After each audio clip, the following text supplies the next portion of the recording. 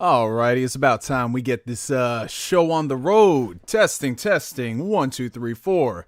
Ladies and gentlemen, can you all hear me? More importantly, can you all see me? Well, some of y'all probably use this shit as a podcast, so I guess hearing me would be the most important aspect of the stream. He said RIP music. Yeah, RIP music, but you know, the show is getting ready to begin, my mans. You know, we had to bring down the comfy jazz music. I'm not gonna lie, that jazz mix, everything that was in that video, oof. I would sometimes just leave that shit on while I'm like folding clothes, editing videos, what have you. I've always been into jazz, like ever since I was a little kid. So even in my adulthood, I tried to incorporate it into different avenues and aspects of my life, whatever I'm doing. Because, you know, jazz music for me, I don't know, it's like that type of music that, like, I can listen to it to whatever I'm doing. You know what I'm saying? I know some people definitely got some type of music that's like that. You should make this a podcast, though. I definitely should, but I also have another podcast that I started last year, and I just got so busy, I never continued it. But, yeah, the Ask Neos, a lot of people have been asking for me to put them on streaming services like Spotify and things like that. And honestly, I should start recording them, and once I'm done with it, just upload it afterwards. That is a good idea, but I've just been like, new layout is nice. Oh, thank you so much for that, Pi Studios. If anyone is tuning in for the first time, I've been making a couple of adjustments to the channel layout, as you can see here. In addition to the room in the background, I got a couple of lights up there, lights on the back of my TV, which I'll show y'all in a second. But how are y'all doing? How's everybody? Happy Saturday, you guys. I bet most of y'all weren't expecting me to do an impromptu Ask Neo. I saw Fear No Hate, his hating ass in the comment section saying impromptu as usual. Hey man, listen, what can I say? I guess I'm the black dad of the YouTube community where I don't tell y'all when shit's gonna go down, but I just show up with shit like, hey, what's going on? I refer to myself as the black dad of the YouTube community. Good Lord. I'm about to get canceled. But I hope you guys have been doing well. That elevator music was lit. Yeah, man. Honestly, because, you know, in most streams that I go to, everyone is always playing similar type of music. You know what I'm saying? Things to get you, like, upbeat, energetic. Me, myself, and I don't... Like, what music would I realistically play to get you excited for a stream where you're watching a black dude just talk to a camera and answer questions? You know what I'm saying? We ain't playing no games. We ain't doing anything crazy. We are literally just sitting down. Well, I'm sitting down. I don't know what you guys doing. Some of y'all might be driving. Y'all might be cooking dinner. Maybe doing some homework. You might even be... I don't even know at this point. It's not even 8 o'clock yet, so I can't. It can't be Rowdy Boys hours. No, we can't. We have an image to uphold on the channel. But then again, I have been on YouTube for almost 13 years now, so the niceties have kind of gone out the window when it comes to censoring myself. It's crazy because people every now and then I always get people telling me shit like, "Oh, Neo, you know, for your brand, you might not want to talk about the shit that you talk about." And I'm like, so you want me to be like every single one of those other squishy motherfuckers on YouTube who literally, like, they can't have fun. All they have to do is just talk about fucking video games. Like, I'm sorry, like, more power to the people who can just get onto a podcast and talk about games or whatever. But if you don't inject a little bit of yourself in those podcasts, like, I'd rather read an article. You know what I'm saying? Like, the whole reason why I love Weapon Wheel Podcast is the fact that it's just a whole bunch of degenerate ass niggas going in there talking about video games, yeah, but it's also them talking about video games that's so important and why I love it so much. Because if I'm being honest, man, once you've, like, heard a particular piece of news, there's only so many times you can watch somebody say the exact same thing. Like, for example, right? People coming in here just say, like, Halo Infinite. Let's talk about Halo Infinite because there was a developer update, right? How many times are you going to watch a podcast of somebody and they're going to be like, so the Halo Infinite development update, it's going pretty great. Yeah, it's going pretty great. You just check the screenshot out here. It's 4K, yada, yada. Like, more power to people who can get off on stuff like that. But me, myself, and I got to have some type of debauchery going on back and forth. You know what I'm saying? Oh, you made some Ratatouille, Jason? Hey, look at you. Speaking of Ratatouille, I just rewatched that movie a few weeks ago for the first time in... I don't even remember the last time I saw Ratatouille, and that shit right there, that's a top 10 Pixar film. And you know what the weirdest thing about Ratatouille is? I liked the movie when I saw it growing up, but it wasn't until I got on the internet and I also realized, I realized that people also liked Ratatouille, because that was at a time in Pixar's life where, you know, a lot of people thought they peaked, and then Cars came out, and it's like, what the fuck? And then I think Brave came out around that same time, within those couple of years, and people were just kind of scared and nervous, like, yo, has Pixar really got it? Because, you know, WALL-E, I love the movie, but that's kind of divisive for some people. Ratatouille was solid, Up was cool, but yeah, you know, Pixar, like, they weren't firing on all cylinders with the bangers, you know, because they had fucking Toy Story, banger, Toy Story 2, banger. I liked Bug's Life. I don't care what people say, I loved Bug's Life. And then you had fucking Finding Nemo, banger. Monsters Inc., banger. Incredibles, banger, banger, banger, banger, banger of the highest caliber. Incredibles is like the best, bro. But let me get to some of these questions, right? Okay, hold up real quick. Actually, you know what? What time is it? It's 7:12. Let's do the intro. Ladies and gentlemen, boys and girls of all ages, races, and ethnicities alike, welcome back to the channel. If you are tuning in for the very first time, welcome. This is Ask Neo, which is my somewhat regular, somewhat irregular live streaming series where you guys ask me questions and I try my very best to answer them to the best of my abilities. Sometimes it doesn't go out according to plan, but hey, that's why we do these Q&As. We do them to have fun. So a couple of things just to mention, the usual housekeeping. Down below in the video description, y'all are going to find a couple of links for interest. So first things first, we have the Discord community, which is my personal Discord community, the Phantom Weirdos, which is run by my homie Gabe. He's the Discord manager over there. It's just a place to go if you want to congregate, maybe find new best friends to play video games with, talk about anime, talk about whatever you want. That's the community for you. It is a free community. We do not charge for it, which is so strange that I have to mention that, considering a lot of people charge for Discord communities, which I find very weird. Anywho's, in addition to that, you have all my social media outlets from Twitter, Facebook, Instagram, Patreon, all that, yada, yada, yada. And speaking of support, because I already saw someone come through with the super chat, which is the homie Purified Storm. I'll get to that in 1 second, brother. Thank you so much. Super chats. A lot of people are always asking, hey, should I do super chat? Should I not do super chat? Should I do Patreon? Should I not do Patreon? Whatever. Honestly, I leave it up to everybody. The super chats, the Patreon, all the stuff, all the money, the donations that you guys give, I appreciate that like no tomorrow. All that money gets funneled back into the channel, to buying new equipment, bettering things around here, to make things more consistent. And yeah, it's just a way for you guys to give back to the channel. If you want to donate, that's all good. If you don't want to donate, that's all good. You know me, you guys. I've been on YouTube for 13 years. Even though YouTube has been a nice source of revenue for the past couple of years for me, it's still something I would do regardless of the dollars and cents. You know what I'm saying? Because it's fun. It's always fun for me. But I appreciate every single person out there who actually goes ahead and donates or gives a super chat or what have you. Like, you guys don't have to do that, but I appreciate that like no tomorrow. So thank you so much. And we might as well start off the stream with the very first super chat coming from the homie Purified Storm, aka Grant. Thoughts on, it's so funny, literally, like I was just talking about it. Thoughts on Halo Infinite's February 2021 graphics update. Will the Xbox Series X Bethesda deal be finalized this month with a potential Xbox game showcase? Okay, so in regards to the Halo Infinite February 2021 update, I'm sure you guys, if you've been following the game or just anything happening with 343, they've been hard at work on really making Halo Infinite the game that it should have been when we first showed it, when it was first shown off. I mean, listen, I understand everybody's got preferences to art styles and preferences to whatever, but I don't think it can't be stated any more than it already has. But the Halo Infinite, the first showcase, like when they first showed us what the game would look like, that should have knocked the socks off of everybody. Like, that should have been, oh my God, this is the game that is going to turn the industry on its head. It's going to shut everything down. And it didn't, which is kind of a problem considering Halo is not a D-tier studio. Halo is a AAA game from one of the biggest publishers in gaming. It built Xbox's entire legacy. So for Infinite to be shown off in the state that it was, and the fact that it was launching in 6 months, kind of spooky. But, we've talked about this ad nauseum, so I'm not going to regurgitate it. All we can do is look forward to the future.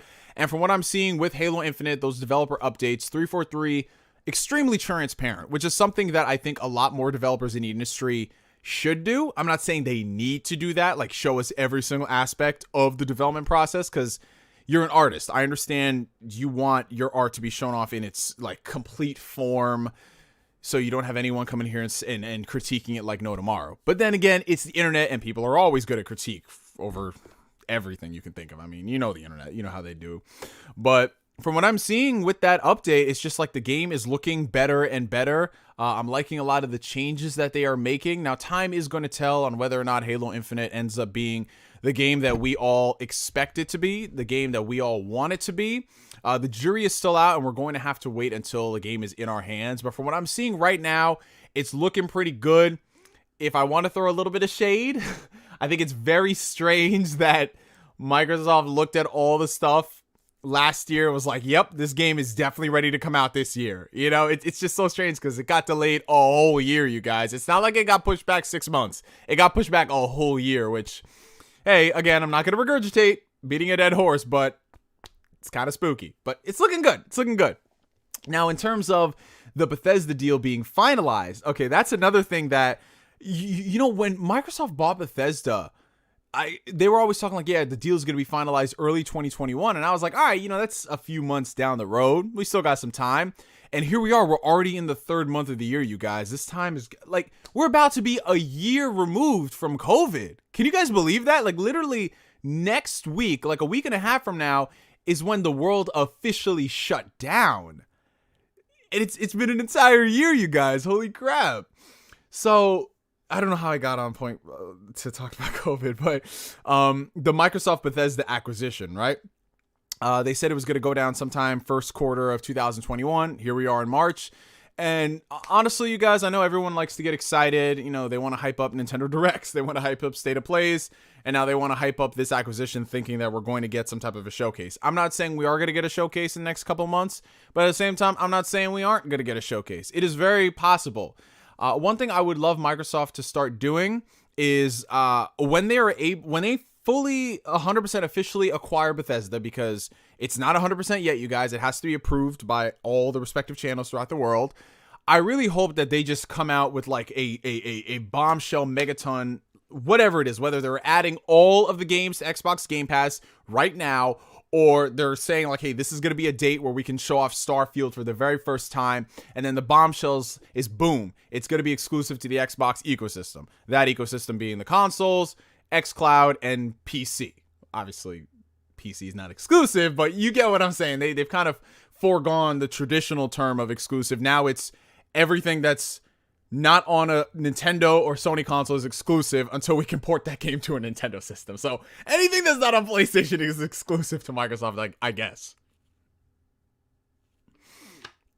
So I really want to see them go hard with that. I want to see them like, because the next couple of games that are being published by Bethesda are not going to be available on Xbox. So Tokyo Ghostwire and Deathloop, like those two games, they're not coming to Xbox for a whole year minimum.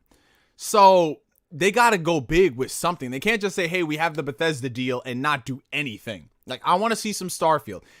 I don't think it's coming out this year, but how much of a bombshell announcement would it be that, hey, we're showing you Starfield for the very first time, it's exclusive to Xbox, and it's coming out this year? Like, that would be insane, because looking at the games that are still scheduled to come out this year, I'm going to be honest, you guys, it's not looking that exciting. I mean, we have Resident Evil 8, which is looking dope. Everything else, I'm kind of second guessing, because, you know, Gran Turismo got pushed back. God of War, I doubt that's hitting this year. I'm going to be really honest, you guys. I mean, we all knew when they showed it off, like, that motherfucker's getting delayed. It's a spring 2022 game. We know this. But just everything else, like, even Horizon, I'm kind of second guessing. You know, I'm not saying it's not going to come out, but just with the way COVID is and how everything is really, like, basically any game that you thought would hit its trajectory, add another 6 to 8 months to that. You know, so Hogwarts Legacy got pushed back. Like, everything's getting pushed back. So at this point, nothing is too surprising. But hey, we'll see what happens. Anyways, thank you so much for the super chat, Grant. I appreciate that, brother. Oh, and we got another $5 super chat coming in from Chopper Man. Techland's situation is looking grim as Techland is having a hard time with bad micromanagement and staff turnover. It's Dead Island 2 all over again. Yo, you know what's so funny about that? Because I remember Techland, they were the original developers behind Dead Island, right? And I remember that game came out and I was like, okay, so the trailer was cool, but the game itself is really rough around the edges, bro. And then they went from doing Dead Island 2 to doing Dying Light, which was the superior game. And then it's like they're still announcing Dead Island 2 with another developer, and they announced Dying Light 2, and neither of those games have come out, and it's been years since they were shown off. I want to say Dead Island 2 was shown off around the time of like the PS4. Like, it's been a couple of years, I know that much, and we haven't seen anything.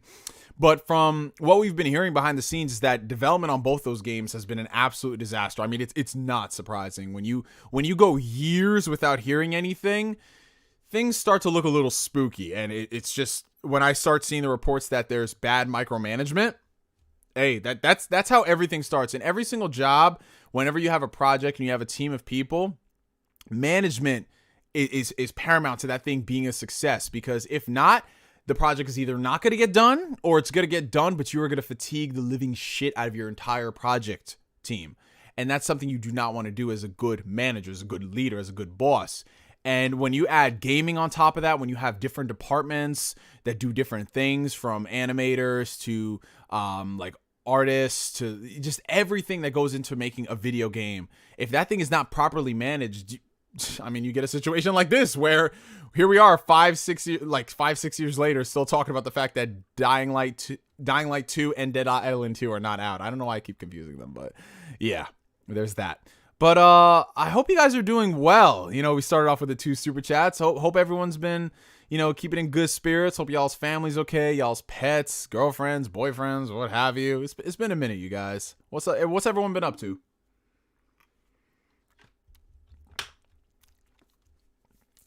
Oh, we got the homie Gabe in the chat. What up, Gabe? Speaking of Gabe, yo, I don't know if you guys have been following Gabe's streams, but this man been going crazy on Twitch. Yo, Gabe, I think I might save that story for the next time we do the Sweaty Cast, because these people got to hear the full everything. You got to be as explicit as possible, bro. It's wild. This man says, shalom. I'm weak. Okay. So let's get to some questions in here. All right. Oh, we got the homie Ness Mudkip. Yeah, Ness Mudkip be out here building a PC, which is awesome. He's joining the PC Mustard Rice. Love to see that. I feel like everybody, even if they aren't a PC gamer, I feel like everybody should build themselves a decent PC. Because I'm going to be honest with you guys, like having a decent PC, even if you only casually game on it, you can still do a lot of other shit, man. You have a powerful PC that can just steamroll over everything you could think of. With the exception of Google Chrome. Google Chrome, it don't matter what you got in your rig. Google Chrome is like, psych! That's how it be. That's just how it be, bro.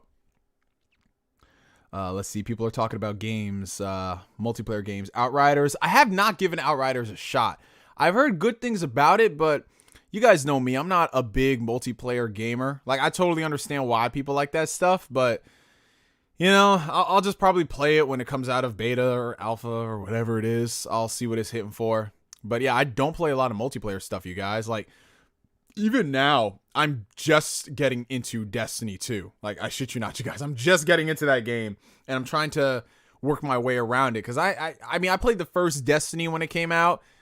I liked it for what it was, and then you realize there wasn't a lot of content when it launched, so you're doing the same shit over and over again.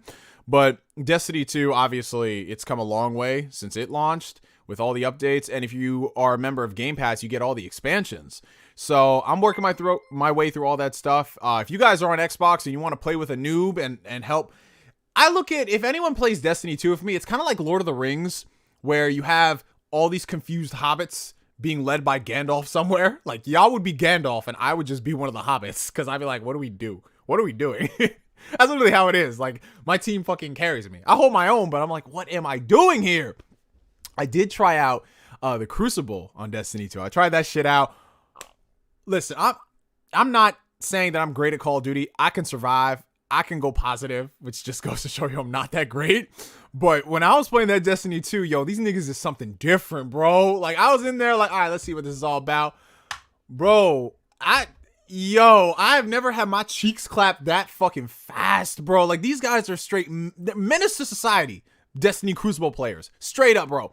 Like, in that multiplayer, your loadout, if you have a bad loadout, you are fucked. In Call of Duty, if you have a shitty loadout, you can do some damage, at least. In Destiny 2, if you have a bad loadout, you are fucked. And then they had all these powers coming in there. I had to warp my brain into really understanding how the Destiny competitive play works. But yeah, them niggas is different, bro. Them niggas is just going crazy. It's just jumping all over the place and shit. Ice powers. I'm like, why am I frozen? Oh, man, but it was fun. It was fun, and we won a few matches at the very least. Oh, Persona, what's up, brother? How you doing, man? Good to see you. Great job with that J-Main interview, man. I enjoyed that one. Even though J-Main don't be playing video games, so I don't know why you have him on the show. But I digress. Here we go. But yeah, I'm casual. I play like 30 minutes of Destiny every day just to do like a mission or two, get into understanding things. You know what I'm saying?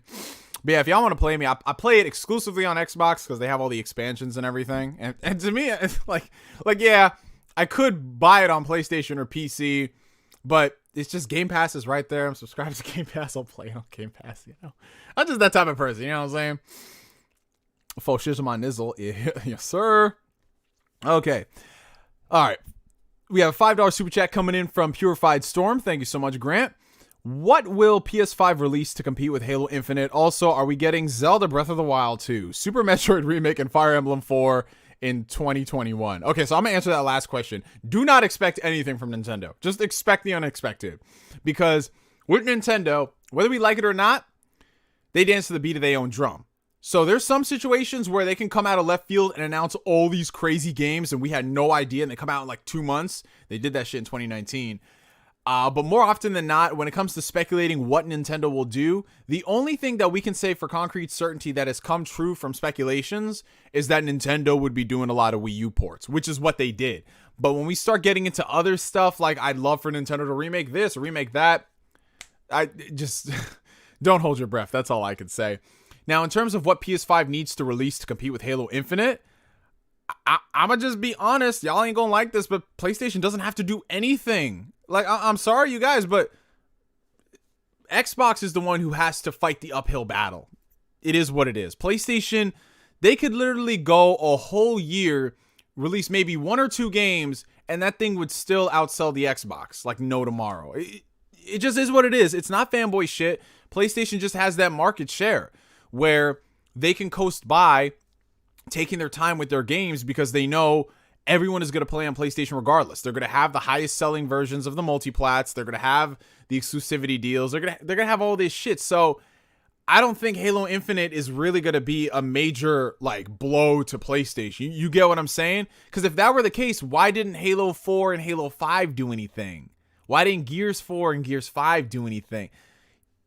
You know what I'm saying? Like, I'm sure Halo Infinite will be a good game, but in order for Halo to be a threat to PlayStation, it has to be on the level of Halo 3. Anything less, they're just shooting themselves in the foot. I'm sorry. Like, Halo Infinite cannot come out half-baked. It cannot come out and say, well, we'll fix it in a year or 2. Halo Infinite needs to have that Breath of the Wild, God of War effect where it just comes out and the industry is moved by it.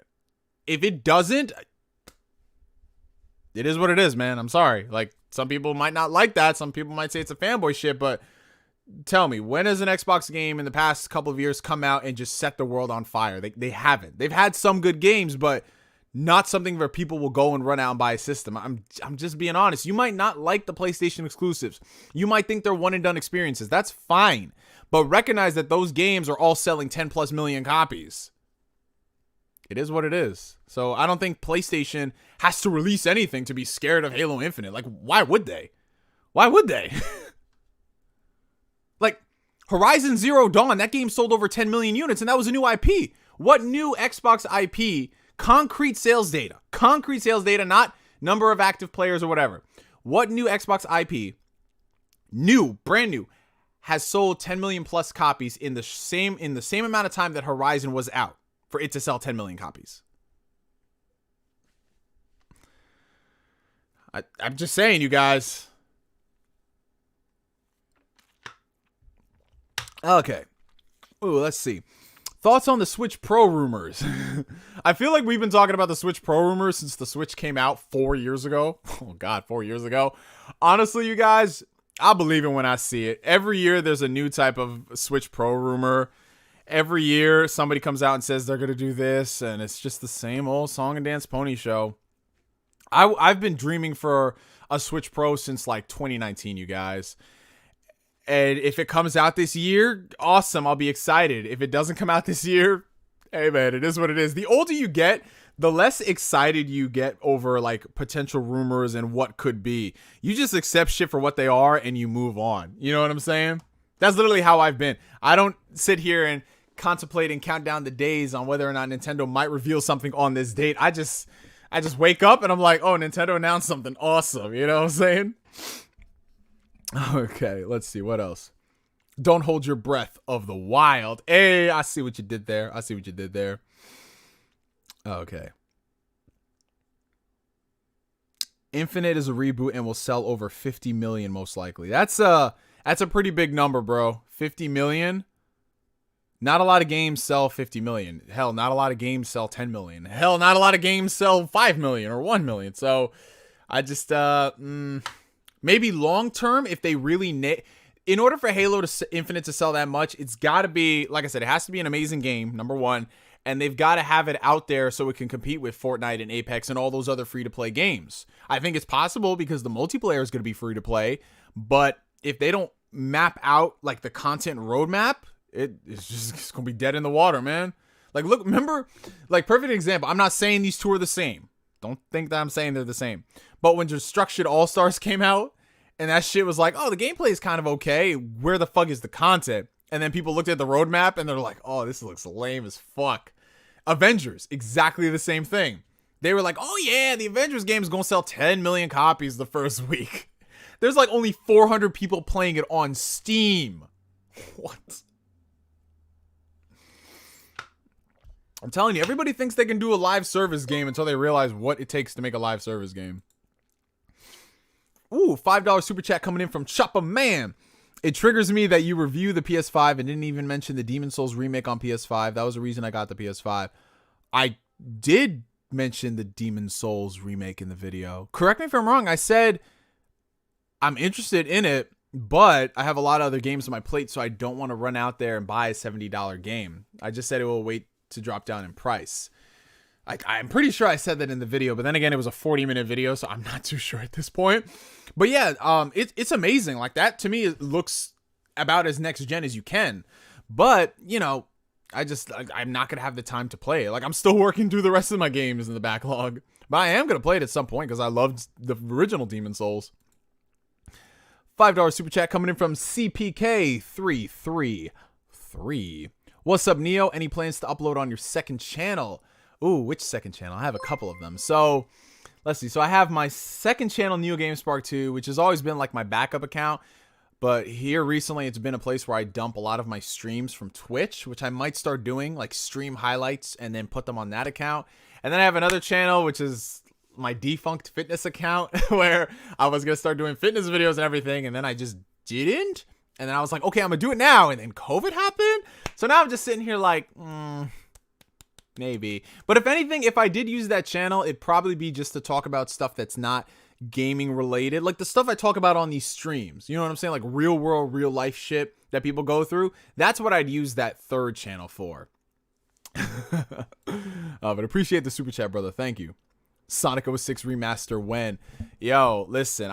If they were to remake Sonic 06 and make it the game that they originally envisioned, I'd be down for that. I would be. Seriously.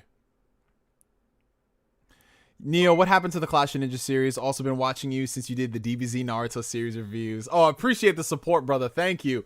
Yeah, so what happens with a lot of the anime licensed video games is that, especially back then, where they licensed it out to so many different companies, a certain company will have the rights to make games for X amount of time, and either they don't produce a game in a certain amount of time, or the game itself was not profitable, so they just give it up and the license reverts back to the original owner. That's usually what happens. So I'm not saying that's what happened with Clash of Ninja, but if you look at some of the old interviews, like with Clash of Ninja Revolution 3, which is the last one they released in the States, the producers of that game, they were talking about really making that like the best Clash of Ninja. Like they didn't want to make it like, okay, we'll release this game, then we'll come out with a new one the next year. If you read between the lines, it sort of sounds like they knew that would be the last game. And it was the last game that we got localized, which kind of sucks because the Clash of Ninja series was amazing. Even nowadays, I still prefer Clash of Ninja to Storm. I think it has a deeper fighting system. It's got the 4-player rumble mode, so that's awesome. You can play with more people. And I mean, come on, anybody who imported Clash of Ninja 4, Gekto Ninja Tyson 4, you guys know how fucking fun that game was and how crazy the combat system is with all the cancels and all that shit. It was dope, man. It was dope. I miss those games. I really do. All right, we got a $4.99 super chat coming in. Oh, wow. I literally just answered your question. As I was scrolling down, I see your super chat version of the question. So it's weird. It's like I have Ultra Instinct. Oh, shit. Let's play. No, before copyright. I was saying let's play the Ultra Instinct theme. Oh, man. But appreciate the super chat. Thank you so much for that, brother. Okay. $5 super chat coming in from Ryan. Recently finished Jujutsu Kaisen and Demon Slayer, and now I'm halfway through Hunter x Hunter. Next best shonen, Demon Slayer is goated. Oh, you got some good taste right there. Honestly, bro, I mean, I'm just going to throw around random names of anime, so I don't know if you've seen them or not, but Yu Yu Hakusho, that's one of my all-time, it is my all-time favorite anime. Yu Yu Hakusho's GOAT, Full Metal Alchemist, very awesome digestible series. Watch Brotherhood. You just finished that shit. It's only 60-something episodes. Great show. If you want to venture into like superhero-ish type stuff, My Hero Academia is really awesome. Like I said, I'm just throwing around names of shows, whether they be shonen or not. Things that are easily accessible, like if you go on like Netflix or Hulu or something. Attack on Titan is I don't think I even need to say anything about Attack on Titan. Attack on Titan is the fucking shit, bro. Like, that is definitely gonna go down as a top series. But those are some really good ones. But honestly, Yu Yu Hakusho. If you have not seen Yu Yu Hakusho, Ryan, watch Yu Yu Hakusho. Watch it. Okay. Oh, y'all are coming out and blessing it with the super chat tonight. I can't keep up. I'm trying to do super chat, regular question, super chat, regular question. Okay. Before we get to these super chats, let me answer someone's question I haven't answered. Let's see. Julian Harris, my man. Julian Harris, what's going on, brother? How you doing? I'm doing swell, man. Actually doing really good today. Had a good workout at the gym. This is the last day of my program I'm on. So the next week is deload. I can just fucking relax when I'm in the gym. My body fucking needs it. It was crazy this week. But yeah, I've been doing swell. We got donuts today, me and my family. We went to this spot called Duck Donuts. Yo, I don't know if any of y'all have a Duck Donuts near you. Some of the best donuts I've ever had in my life. And I've had a lot of donuts, man. I'm not talking about no Dunkin' Donuts, no Krispy Kreme. I'm talking about real shit, man, from the bakery. That Duck Donuts is fire. If y'all want to see what that shit look like, I posted it on my Twitter, twitter.com/NeoGameSpark. Or if you want to follow me on Instagram and see all my food escapades, it's Phantom NGS. It's down below in the video description. But yeah, we got donuts today, and that shit was fire, bro. All right. So we got the homie Mexican Zoidberg coming in here with the $10 super chat. Thank you so much. And before I even touch Zoidberg's super chat, Zoidberg reminded you guys a couple times to make sure you give the stream a like. Now, I'm not saying this. That's Mexican Zoidberg. He's the one over here donating money to remind y'all to like the stream. And I appreciate that, Mexican Zoidberg. But yeah, if you guys are enjoying the stream, hit that like button. It helps send this video out into the ether so we can have more people join this weirdo nation of dudes who just talk at 7:39 p.m. on a Saturday night. Well, COVID is still going on, so it's not like we can go to the bars and shit. But yeah, well, let's do a check-in. Where y'all chiming in from? I'm coming at y'all over here from the East Coast, New York, baby. What's up with y'all? What's up? But yeah, while y'all do that, Mexican Zoidberg's question. Just completed Cold Steel 4 after playing through the series, and all I can say is, wow. Having all the characters in the series team up to fight the true final boss gave me chills. Oh, that is so awesome. So, for those who do not know what Zoidberg is talking about, Cold Steel 4 is a JRPG in a long-running series of games.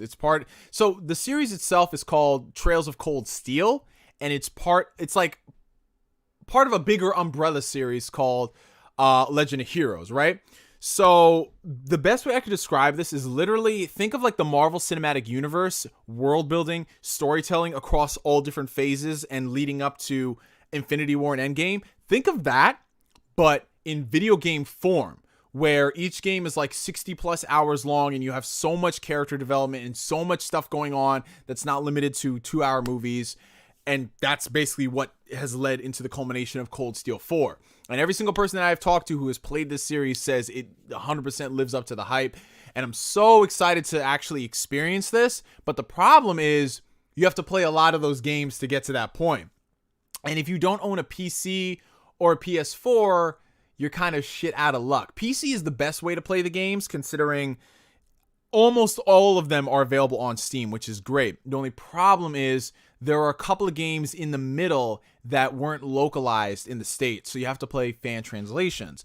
That being said, you're on PC, so it's not really anything crazy. You just follow a guide and how you play a fan translated game, and then it comes up. But yeah, it's definitely a series that really rewards you the more you invest into it. And like I said, one of these days, Asbelon, if you're watching, bro, I'm gonna sit down and play through the entire series because I'm on the first game right now and I'm working through it. But it's just, JRPGs, man. I can't marathon JRPGs like I used to. It's my favorite genre of games, but man, after I complete one game, I have to take a break for a few weeks. I don't know how people, when I was younger, I used to jump in from JRPG to JRPG to JRPG like it was nothing. Now, if I finish an 150-hour RPG, I'm just sitting back and chilling, bro. I'm like, I'm not touching no RPGs for a while. let me just play some Telltale games. Let me play some fucking Destiny or something, because those RPGs are they suck you in, bro. And there is a period of time where you kind of have to, just like the mumbling and groanings of RPGs, like grinding and just waiting for the world to explode and all that. Not explode, but expand. Or maybe explode, depending on what RPG you're playing. The world might be ending. But yeah, it's just not something I can jump into. Like, I remember first off, I put like 30 hours into Persona 5 Royal when it came out. Then I went to Final Fantasy 7 Remake, finished that in like 2 weeks, put like 40 hours into it. Then I tried to jump back into Persona 5 Royal while playing Ys 8 at the same time. And I got JRPG burnout, bro. It was insane. So yeah, one of these days I will get onto that. But I like to view completing the entire Legend of Heroes saga as like a long-term fulfillment rather than something I just want to rush into. You get what I'm saying? Oh, and Zoidberg came in with another $5 super chat, and that ending was the most beautiful and heartwarming end credits in all of gaming. Manly tears were shed. Fuck! Now I gotta play it. I'm gonna just bump it all up to the top of my list, because I am a sucker for games that have a really good climax. Like, if it has an amazing ending and it's just awesome and beautiful and just like you sit there, like, you guys ever play a game where you just finish it and you're just sitting there watching all the credits? You might not even be watching the credits, but you're just sitting there pondering everything that happened along this journey. Bro, that's how it was for me when I finished Mass Effect 3. That's how it was when I finished any Persona game, Uncharted 4, freaking Gears of War 3. Oh, God. Gears of War 3 when Dom passed away. Spoilers for a 10-year-old game. But in Gears of War 3, when Dom died, bro, that shit hit. And like Gears, yeah, we know it's dude bro shit, but when it wants to get emotional, it can get emotional. And yeah, just like games like that, The Walking Dead had me feeling some type of way. It's a good feeling when games got good endings. Love it. All right, and Mexican Zoidberg again with a $2 super chat. What is you saying now, Mexican Zoidberg? The series don't miss, Neo. Get on it. Appreciate you, Mexican Zoidberg. Thank you so much, brother. You're the best. All right. What's your favorite Demon Slayer character? My favorite Demon Slayer character? I might catch some flack for this. My favorite Demon Slayer character is Zenitsu. I fucking love Zenitsu so much. Like, Nezuko will always be bae. We protect Nezuko. That's all we do. We live to protect Nezuko. But Zenitsu, I just love how fucking ridiculous he is. And here's the thing. I would normally hate Zenitsu as a character. Like, the people in anime who are just loud for no fucking reason and they're spineless and cowardly, I don't really... As a kid, I thought they were funny, but as I get older, I'm like, ugh, no. But something about Zenitsu, this is something I love about him. He's so funny. It's like, whether I'm watching in Japanese or in English, it's hilarious. And then when he has his moment in the show, y'all know the episode. Y'all know what I'm talking about. I was like, oh, Zenitsu, you fucking dope, bro. Love you. And then 2 episodes later, he has one of his episodes. And it's so dope. But I love Zenitsu. He's awesome.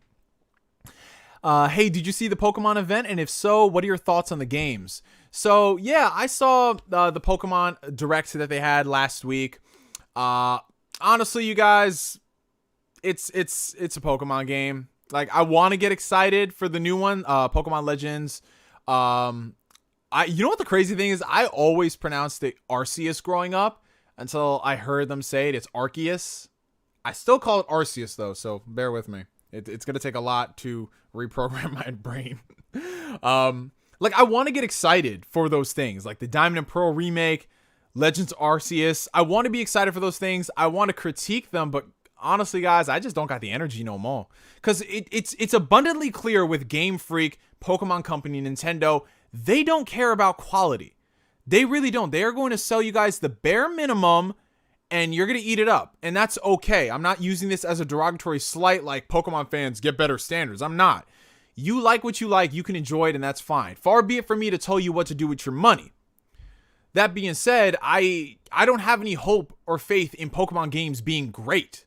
They're just going to meet the bare minimum requirement of, hey, I want to catch Pokemon. And that's it. Like, that's it. Like, I mean, cool. Legends Arceus is doing something different. It's open world, but looking at the game itself, it doesn't look that impressive. Sure, it looks impressive for Pokemon because we've gotten shit for the past 10 years, but I don't know. Like, if people are excited about this, more power to them. I'm happy that they're happy. But to me, it's like, I don't know. We've been down these roads. Like, when Sun and Moon came out, I was like, eh. When Sword and Shield came out, I was like, eh. And then now with this one. And the crazy thing is the game series keeps selling more. So evidently what they're doing is working. So, I mean, hey, have fun, people. That's all I can really say. I'm not going to hate on it. I'm not going to say that, oh, you Pokemon fans are stupid for buying it. Because no, you're not. Y'all are, a lot of y'all are grown-ass adults at this point. You make your own money. And if you want to spend it on Pokemon games, that's fine. Far be it from me to tell you what to do. Alrighty. Let's see. Okay, we got a $2.99 super chat coming in from Anonymous. Not gaming, but did you see Coming to America? No, I have not gotten a chance to watch it yet. I think it just came out on Amazon Prime Video yesterday, but I haven't seen it yet. And to be honest, I was kind of on the fence about this. Like, first things first, I have reservations about all these companies doing nostalgia bait sequels that are done like 20, 30 years later. They rarely, if ever, work out. I think one of the few that I actually liked was Creed. I loved Creed because not only was it, for all intents and purposes, it was kind of a remake of Rocky, but at the same time, they made it fresh and they involved characters from that era of movies and they brought Stallone in there.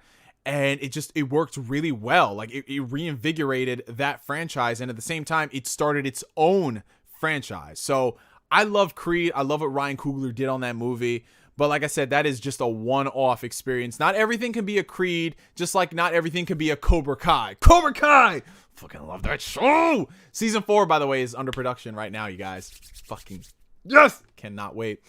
But yeah, Coming to America, like, when I saw the promotional photos and I saw the second trailer, I was starting to get a little excited because, you know, like, Eddie Murphy, Arsenio Hall, James Earl Jones is back. But still, I don't know how this will go. And from what I've been seeing, the folks who have checked out the movie yesterday, people who are diehard Coming to America fans, they're saying it's not that great. It's pretty forgettable. It's like, what is going on here? Like, basically every fear and reservation I had apparently is coming to fruition. I'm still going to check the movie out because I have Amazon Prime Video. But it is kind of sad that, like, the one thing I would have loved more than anything is for a great Coming to America movie to be out nowadays. Like, that would be so awesome, especially nowadays. Like, the amount of jokes that, like, Eddie Murphy, like, his character, amount of situations and scenarios he can put himself in the modern day, it's just amazing. But evidently it's not, so kind of sucks. We'll see, though. We'll see. Let's see. We have a $10 super chat coming in from Gustavo Bravo. Thank you so much for that, brother. I've been expanding my comics and manga collection. Just finished Avatar: The Last Airbender: The Search, and I just bought the Walking Dead Compendium. My man, oh, you reading some good, you got some good fucking taste right there. Okay, so first things first, the Walking Dead comics, so much fucking better than the Walking Dead TV show. It's not even a competition. And the fact that you got the Compendium is great. I actually do need to pick that up, because I've read a lot of the Walking Dead comics, but I don't have the Compendium, and I really want that stuff. One thing that is really cool about being a fan of franchises and being a fan of franchises for a long time is that they, like, after time has passed, they always release like the cool new version that has either all the issues together in a hardcover book, or they have like colored versions of the pages and everything. I eat that shit up, man. I love it. Same thing for the Avatar comics. I was at Barnes and Noble and I saw they had all of the comics in one big hardcover book. I was like, whoa, that's amazing. But they were charging like $40+ for it. I saw that shit on Amazon for $20. And I asked if they could price match this shit. They said, no, we don't price match. And I'm like, okay, so literally you would rather that book stay on the shelf at $40 versus selling it to me for $20 and you making $20 that night. You get what I'm saying? Like, everybody price matches, bro. Like, yeah, okay, maybe somebody could come in and buy that book at $40. But if I go back to that Barnes & Noble today and that book is still on the shelf, that exact same copy, I'll be like, yo, you played yourself, because now I bought it on Amazon for $20. 2-day shipping. What about? But that's some good comic reading right there, Gustavo. Enjoy that shit, brother. Enjoy it. And I hope you're doing well, man. Okay. Let's see. Oh, God. Y'all are talking about Spider-Man PS4. Oh, man. Last of Us Part 2. Red Dead 2. No fucking spoilers right now, you guys. No fucking spoilers. But I'm almost at the end of Red Dead 2. I know. It's taken me 40 years. I fucking know, you guys. I know. But I'm almost at the end of it. I'm on chapter 6. Shit's going down with Arthur. And some other stuff is going. And I've had a couple of interactions with characters that, no spoilers, that's the last interaction I'll have with them. It's making me feel some type of way. And I don't think I'm ready for this. I don't think I'm fucking ready for this because I really love Arthur Morgan. And now I know where they're going with this. And it's fucking killing me. Will I be a wreck by the end of Red Dead Redemption 2? Because every single person I've talked to, they said that game destroyed them. And now I'm kind of scared. Zenitsu the GOAT. Thank you, Asvelont. Thank you. Nezuko's bae. Ain't she like 14? No. We gonna protect Nezuko. We gonna protect her. Neo bro, she 14. Listen, calm down. Y'all know what I meant. Come on now. But you know what? I'm gonna cancel myself anyways. Whatever. Okay. Let's see. We got a $5 super chat coming in from Brian. Would you consider bringing back NGS vlogs? Those vlogs were basically my form of Review Tech USA back then. I believe the last one is NGS Vlog 100. Oh man, the vlogs. I used to call them vlogs. I called them vlogs, whereas everybody else called them vlogs. They're like, why do you call them vlogs? And I was like, I don't know, like vlogs. I don't know. I was a weird 16-year-old kid. But yeah, that was kind of like the staple of my channel when it first started, guys, like 10 plus years ago. I did these vlogs where they were half what's going on in my life and the other half they were like news updates for things I was interested in. So an average vlog would start out like, oh, hey guys, what's going on? It's NGS back at it with another video. Well, I didn't say back at it with another video. I said it's time for vlog number, whatever it is. Let's just say 42. And I would talk about, you know, how my week went in school because I was in high school at the time. And if I was on vacation or whatever, and I would talk about like, hey, this new Naruto game is coming out and they just posted this new scan in the magazine and we could talk about that stuff. Like I used to do those back in the day. It's kind of unconventional when you consider what vlogs are, you know what I'm saying? They're about people's lives. And mine were like half my life, half gaming shit news, you know? But I've contemplated bringing them back on some level because I'm not gonna lie, every now and then I do miss having some type of video, like some type of video compilation to look forward to throughout the week. Because yeah, I have the streams and everything I do. I have the videos that are breaking news, which I upload, and then whatever project I work on, like PS5, 4 months later, what have you. But there was just something so novel and I don't know, like I don't know, maybe it's the nostalgia in me talking. But like, I'm curious. I might put up a poll. Oh, shout out to the 130 people watching. What's up? If y'all are enjoying the stream, hit that like button. But there is something novel about the vlogs. So I'm curious. There's 130 of y'all watching. Would y'all be down for me if I were to bring back the vlogs? They'd still be in the same style, or I'm just sitting here talking about shit happening in the world and the news stuff, of course, and then just have that be like a weekly source of entertainment. I don't know, like because I always thought it was a little redundant now in the era of everyone does breaking news stuff and podcasts and everything. You know what I'm saying? But maybe it could be cool, man. Maybe. We'll see. But yeah, you just brought us back down memory lane, Brian. Thank you for that. Okay, let's see. Hyped for Creed 3. You see, I'm excited for a 2 Dimwit Monkey, but honestly, I feel like they should have stopped after 2 because it's very rare that you can pump out a sequel that, while it may not be as great as the first one, it's still really solid. And that's how I viewed Creed 2. I thought that the story they told in that movie was cool and it served its purpose. But a third movie, I got to see what they're going to do with the story.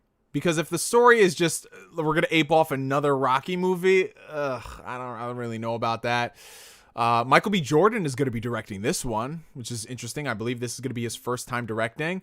And under normal circumstances, I'd be kind of worried because first time director working on a franchise movie, that usually doesn't work out. But he's the main star of the movies, and I'm pretty sure he's been very hands-on, especially with Ryan Coogler. He's worked with that man for, like a decade at this point. He's hands-on with, like, how to do things, and he's worked on small budget productions, big budget productions, medium, what have you. And I think if there's anyone out there who could direct a Creed movie that hasn't directed a movie, I think it is Michael B. Jordan because that is the character. But hey, we'll see what happens. You know what I'm saying? We'll see. Like the last time I saw where that actually worked was Joseph Gordon-Levitt, when he did that movie with Scarlett Johansson. What the hell was that movie called? I don't know, but Scarlett Johansson was bad as fuck in that one. Well, she's always bad, but she was bad as fuck in that one. Let's see. What are your thoughts on the Yuffie content for Final Fantasy VII Remake being exclusive to PlayStation 5 during a shortage? Oh, Shadow King, that's definitely a dub. Like, here's the thing. When I didn't watch the state of play. I just tuned into certain aspects when I was out at the mall. And full disclosure, I'm not naming no names, but I do have a contact, and they told me a lot of the stuff that would be happening in the state of play. And one of which was the Final Fantasy VII Remake DLC. They told me that it's going to be Yuffie. They told me everything about it. It's going to end off the show. And he told me this shit a few days before the state of play. And like I said, like, this contact, he's not bullshit. He's actually somebody who I fuck with. So it's like I knew he wasn't messing around. But the one thing that he didn't tell me was the fact that the Yuffie DLC would be PS5 exclusive, which I think is a major L, because them giving out the updates for free is awesome. And it's not typical of Square Enix, because, you know, Square Enix, Japanese company, they love to gouge people for prices. So for them to make that free is great. But the fact that the Yuffie DLC is PS5 only, it's like, why? Final Fantasy VII Remake is only a year old. Like, first off, who has a PS5 out there? Not a lot of us, let's be real. And that's coming out like, what, June, right? The world is not going to return back to normal. Things are still going to be short. So only a handful of people are going to actually experience this DLC, which fucking sucks, man. Like, what? If I were them, I would, like, right now, knowing the situation, make a PS4 version of that DLC, unless we see the DLC is doing shit that the PS4 couldn't do in terms of performance. That's the only logical thing I could think of, because what sense is there in making that shit PS5 only? They're selling the DLC separately, right? You know, you can still play the game and not buy the DLC, or you can have it all together in the bundle pack that they're selling for $70, by the way. $70 they're charging.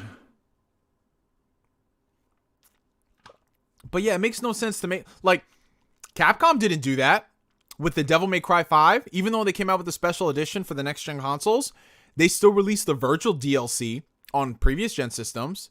You want to know why? Because Devil May Cry 5 was only a year and a half old.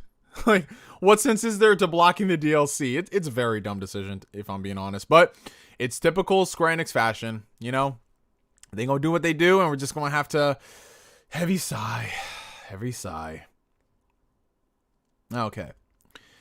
Oh, we got a $4.99 super chat coming in from the homie Corey Gryffindor. Thank you, brother. I probably won't play anytime soon, but if I were to play the Cold Steel games, I can just play those 4 games, right? Okay, so here's the thing, Corey. I'm going to say no. And this is coming from a person who hasn't played all the games. But people like Asbel and all the other people in here, I mean, they've probably already answered it at this point. I'm sorry. It takes me a while to get through questions.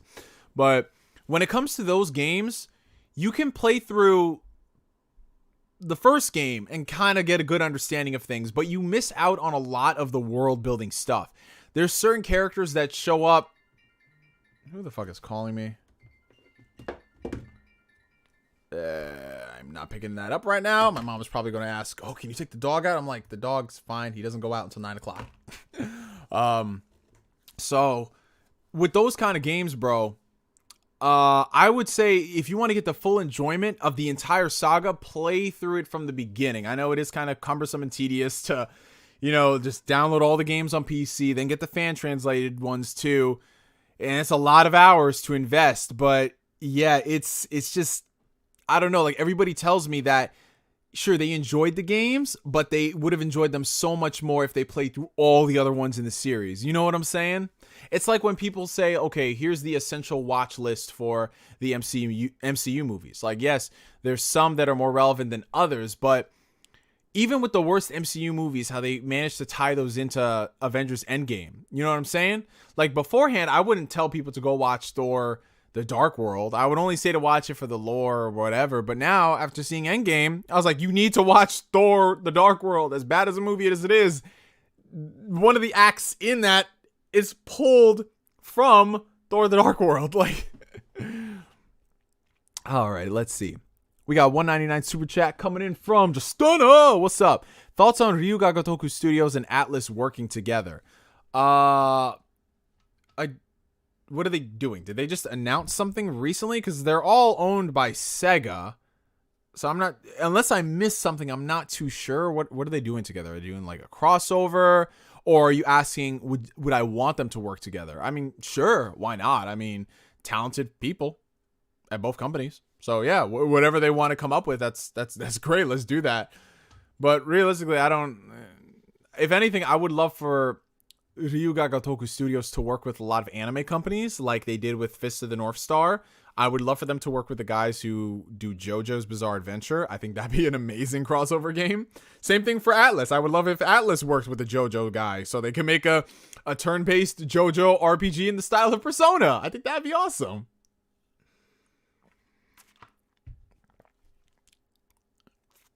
Alrighty. Okay, let's see. Oh, okay, I'm seeing a lot of support for the vlogs. I appreciate that, guys. Thank you. Oh, God, I'm seeing a lot of bad reviews for Coming to America on these comments. Oh, no. Oh, bro, no bueno.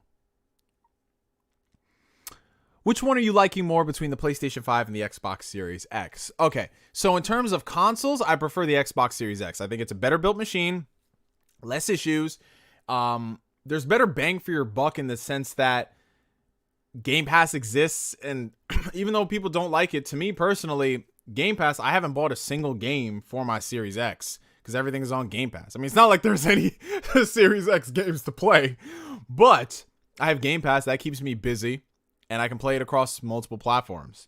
PlayStation 5, it's not in that much of a better situation than Xbox in terms of games out to play, but just knowing PlayStation, its history, Japanese support, to me, PlayStation overall is going to be the better machine in terms of exclusives. At least judging based off history. Things could change this gen. Maybe Xbox will get their shit together with the Bethesda deal, and maybe all of those like games like Fable, Avowed, maybe all those games will slap, but time will tell. You know what I'm saying? Like I'm excited that they're investing in exclusives, but until those games come out, everything is just hype. You get what I mean? It doesn't matter how hype we are of something. If that game comes out and it's trash, we can't hype that shit up. Or people would try. People tried with Crackdown, ironically. That didn't work out too well.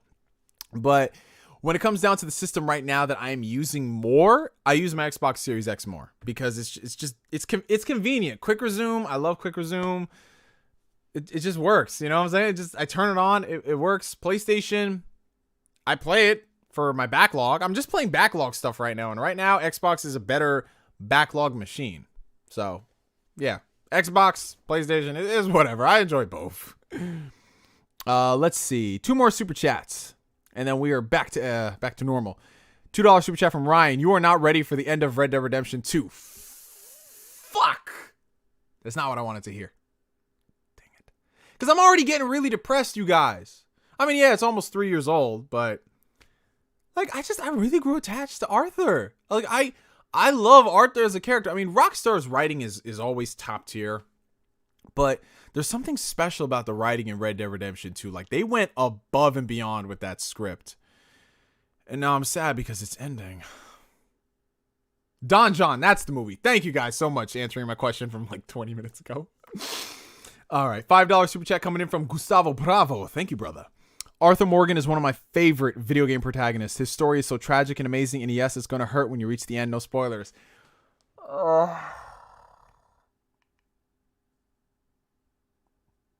Should I, like, record my reaction or something? Because the way y'all making it sound, like, you all like, yo, nigga, you ain't ready. You ain't ready, man. Oh, God. I can't, man. I might have to record my reaction the way y'all are talking about. So I think I might have to go ahead and bring back the vlogs then, the way y'all be talking. Yeah. Okay, all right. So we've tackled all the super chats for the time being, you guys. Thank you so much for everybody who donated. You guys are fucking amazing. You're awesome. So now we're just going to do a rapid fire blast of questions. Let's see what we get. What's Respawn Entertainment working on? Well, from my understanding, they're working on a sequel to Jedi Fallen Order because that game did gangbusters. So, of course, they are going to do a sequel to that. They're continuing Apex stuff, and I believe Titanfall 3 is still in the mix somewhere. Whenever we get that game, I have no good idea, but I think they have a pretty full plate right now.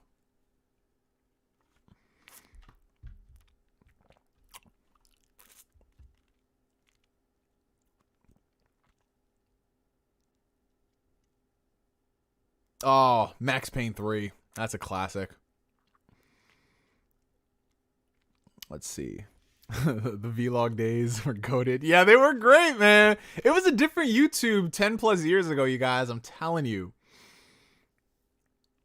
Let's see. Neo reacts to the Red Dead Redemption 2 ending meme. Oh, God. Hell yeah, film it. Oh, God.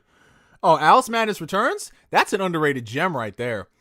One thing I really hope about this new Xbox boost thing they got going on is if they can boost the frame rate for more 360 games. I need that. I need that. Because while I can deal with the resolution, I can't deal with the choppy frame rate. So if they boosted those games from 30 to 60, I will take that little ass resolution. Just give me those frames, bro. Hey, Neo, did you hear that PlayStation 2 turned 21 years old a few days back? I'm trying to find one in the retro video game store, but sadly, no luck. Would you recommend I look online? Wow, you can't find a PS2 at retro shops? That's weird. Is there like a shortage in PS2s now? Like, are PS2 games like skyrocketing or something? I have no idea because I don't really follow the retro collecting community.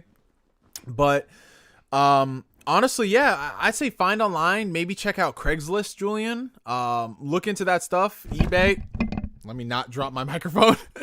eBay, things like that, and hopefully you can find a PS2. That is so surprising. Like, I remember, like, when the PS2 was like at the height of everything, when it was on top, you could go to like all the Goodwills and all those stores, and you can find fat PS2s, slim PS2s. They would sell them shit like for nothing, bro. And what a difference 10 years makes, man. But yeah, the PS2, fantastic library, you guys. Like, honestly, it's gonna go down as one of the best. Like, how many franchises started on the PS2? Like, dude, Devil May Cry, Kingdom Hearts. Like, oh God, so much stuff from Japan, man. It's insane. PS2, good times. What display do you game on? Okay, so as far as console gaming, I game on my Sony X900H, and for PC games, I have this Acer monitor. I forget the model number, but it's 27 inches, 1440p. It does 165 hertz, and it's very, very pretty. So that's all I could say. It cost me almost $300. I used to watch you, Yokurama, and Insane Game Freak all the time. Oh, Dimwit Monkey bringing it back, brother. That is awesome. Yo, I'm still cool with all of those guys, like Yokurama and Terrell. Yokurama doesn't pump out a lot of videos anymore, but Insane Game Freak, he always pops in with a video every couple of weeks. But it's good, man. Like, the OG days, man. The OG. Where's Colin? I don't know where he is by Studios. He'll probably pop in. Knowing Colin, he might pop in like last minute right before we're going to end the stream. He might be at work. That's it. Boosted FPS Alan Wake would be dope. Yes, sir. It absolutely would. And speaking of which, if you guys are on Xbox, if you have Game Pass and you haven't played Alan Wake yet, what is wrong with you? It's such a good game. When is the next Sweaty Cast? So we were actually trying to do a Sweaty Cast this week, Ryan, but Gabe was having some issues with his new graphics card, and he got those issues ironed out, of course, after the fact. So we're pushing Sweaty Cast to next week. Hey, man, just entered the chat. Hope you're having a good night. Well, I hope you're having a good night, Ford Mustang. I hope all you guys are having a good night. Damn, everyone is really saying record the reaction. Oh, shit, I might have to. You know what I'm going to do? Because I'm not really into, like, streaming my reactions to crazy stuff happening in games. That's just me. But I'm just going to set up my camera right next to me while I play the game, and you'll get, like, a live picture-in-picture, and I'll probably just splice in gameplay or something. I don't know. Depending on how crazy that ending is, I think everyone will know my reaction to shit. Let's see. $5 super chat coming in from Free Mind. It's Agatha. It's been Agatha all along. That's all I can say, bro.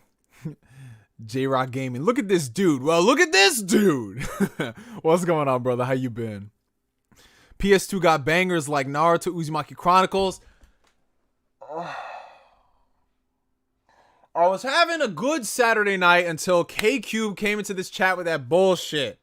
Josh, go emulate Uzumaki Chronicles and post that shit on your feed just so I can retweet it and tag this nigga K-Cube to show him how terrible that game was. I hate this man, K-Cube. I miss when my old friend Chris used to pop into the group chat. I wonder what he's up to these days. I'm still around. Every now and then I pop in. But I've gotten a bad rap because I'm in so many group chats. Because, you know, I have a lot of people I fucks with. And I only show up every now and then. You know, like, I swear to God, I'm the black dad of the group chat community too. Like, fuck. I remember the last time I popped into the group chat with Josh, it was just to announce that Kingdom Hearts came to PC. And they were just like, what are you talking about? And I said, Kingdom Hearts is coming to PC. I'm only in this chat once every year. Why would I lie? And niggas was like, yo. Let's see. How you feeling about Persona 5 Strikers? Making me want a Xenoblade Warriors. Yo, I haven't played Persona 5 Strikers yet, but everybody I've talked to said the game is awesome.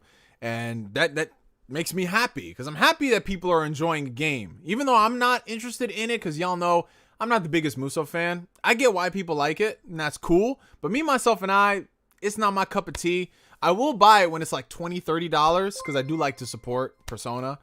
Well, then again, I didn't buy the last 2 dancing games. I bought the first one. That was fun. And then the second one, I'm like, all right, I've been down these roads before. I'm good. I'll just listen to the remixes on YouTube. But yeah, I've heard good things about Strikers, man. But knowing me, I'll probably wait so long to the point that they'll announce that shit for Xbox.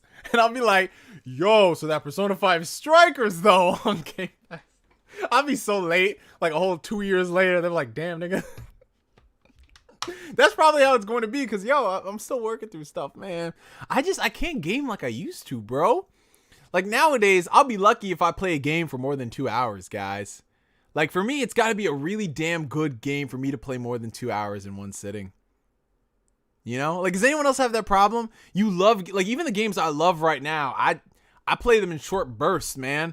Oh, man, I remember, like, years ago, I used to do marathon sessions. Like, I remember, oh, my God. When I got Spider-Man PS4, I was playing that shit until 5 a.m. in the morning. Dude, like, there was, like, some times where I would buy a game. Some games I used to complete in one sitting. I mean... must not have been that long of a game, but yo, something like Resident Evil. You know, I remember completing my first playthrough of Resident Evil 5. I completed that shit in like 2 sittings. It's not that long of a game, but yeah, like those type of things. But nowadays, man, I just be taking my time with that shit. Also, PS5 secured. Chris, we got to thank Jamil for the assist from the half court. That's fucking awesome, Josh. I'm happy to hear that, bro. Happy to hear that, because, you know, it's fucking ridiculous trying to get one. I don't even know how I got one when I'm really thinking about shit. It's crazy, bro. Did I hear Uzumaki Chronicles? Yes, you did. When's that Tenkaichi 3 remaster? I don't know. Bamco hates money. Oh, we got the homie Royal Reese coming in with the 1999 super chat. Thank you so much, brother.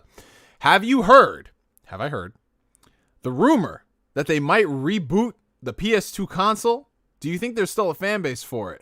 Some classics that the PS2 have are not available for download in the PlayStation Store. Love your content, brother. Well, thank you so much for the support, man.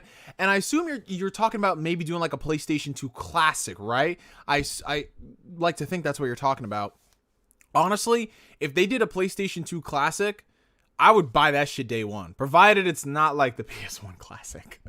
Because the one thing, and I don't want to sound like that dude, but the one thing I love about Xbox is just their approach to backwards compatibility. Sure, they might not have every single game from that era on the store, but at least they have some. And for PlayStation 2, a system that had so much amazing content, the fact that none of that stuff, like a lot of those games didn't get remasters or remakes or what have you. I would love to play those again. And if they put them on a legacy device like a PS2 classic, and they just throw together like 30 of the best PS2 games, I would love that shit. I really would. Like, not only for preservation's sake, the fact that I have this little box that has those games on it, you know, it makes it less of a hassle versus having to use an emulator where, I mean, yeah, it's easy to emulate this stuff. It's not an issue, but just having a console you can just plug into the TV is kind of clutch. And especially if it's like an officially licensed thing, you know what I'm saying? But yeah, I would love that, man. Like, so many PS2 games, man. So many. Like, if they did a PS2 classic and they're like, yo, we're giving you Budokai 3, not HD, with the original score, I would buy that shit. Obviously, they ain't gonna do that. But that'd be great, because to me, Budokai 3 ain't Budokai 3 without the soundtrack. I'm sorry. I don't care if it may or may not have been plagiarized. But it was still a slapper.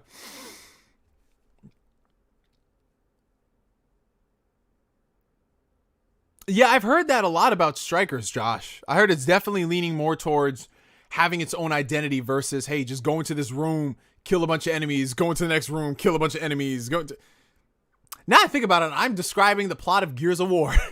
Yo, that's the one thing, when you guys boil down to it, games like Uncharted and Gears of War, like a lot of, when you go back and play like Uncharted 1, Gears of War 1, what do you think about it? It's literally like enter a room, shoot it out until, in the case of Gears, until you hear a dong, like a big boom. In the case of Uncharted, you wait until Drake says, ah, shit. Like, they were very formulaic now that I think about it. Oh, we talking about Skyward Sword? Hey, man, listen. Guys, I know you want me to come out here and rant about Skyward Sword, rant about Nintendo being Nintendo. Guys, I don't got the energy for that shit no more. Because it's not going to matter, man. Like, yeah, I'll get some clicks. I might get some money off the video. But it just... You can't fight... You can't win against Nintendo. The fan base is too strong. The fan base... There's no such thing as voting with your wallet when it comes to Nintendo fans. They buy shit. Even the worst Nintendo game that comes out will still sell millions. The only time Nintendo fans have ever voted with their wallets was fucking Star Fox Zero. That's it. Other than that, they just be like, fucking Kirby is still selling. Kirby. And like the last Kirby game was only all right. You know what I'm saying? It's not going to happen, guys. So when I look at Skyward Sword, it's $60 on the Switch. $10 more than it was on the Wii. It doesn't look that much better than it did on the Wii. They're not really doing a lot of crazy stuff to it. Full price. I look at that, I want to get angry. But you know what? It's not worth it. It's not fucking worth it, bro. It's not worth it. I'm just not going to buy it. I'll get it if they ever put it on sale. A Nintendo game on sale. Neo, what the fuck are you thinking, bro? That's just, wow. But yeah, I just, you know, like, that's just how I am with Nintendo shit. Listen, you remember a few years ago, we were like, yo, Nintendo could probably sell cardboard and people will buy it. And what do? They sold actual cardboard. I don't think anybody bought it. I think that was the ultimate litmus test. Like, there's things Nintendo fans will accept. Labo, not really. I will say, though, it was kind of funny watching a lot of... Listen, I'm far be it from me with the freaking Baby Yoda Grogu plush in the background to sit here and critique about what other grown-ass people do. Far be it from me. But when I saw grown-ass men getting excited to unbox cardboard and put it together...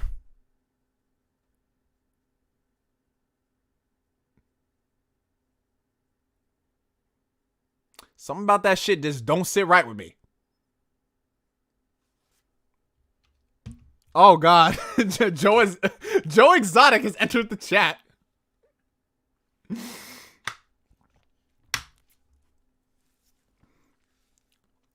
Oh, God. I've actually never seen that show, to be honest, you guys, so I have no idea. Oh, Danix, what's going on, player? How you doing, bro? I saw you in the chat a little while ago. I was meaning to say what's up, but then we just kept getting bombarded with questions. I heard of Nintendo fans threatening to what? Ugh. Well, to be honest, fear no hate, I am not surprised by that at all, because these are the same dudes that jerk off to Peach. Yeah, I'm not too surprised. Sick.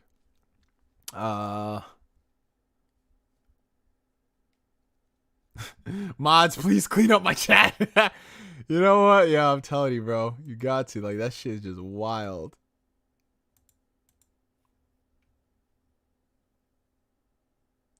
Hold on one sec.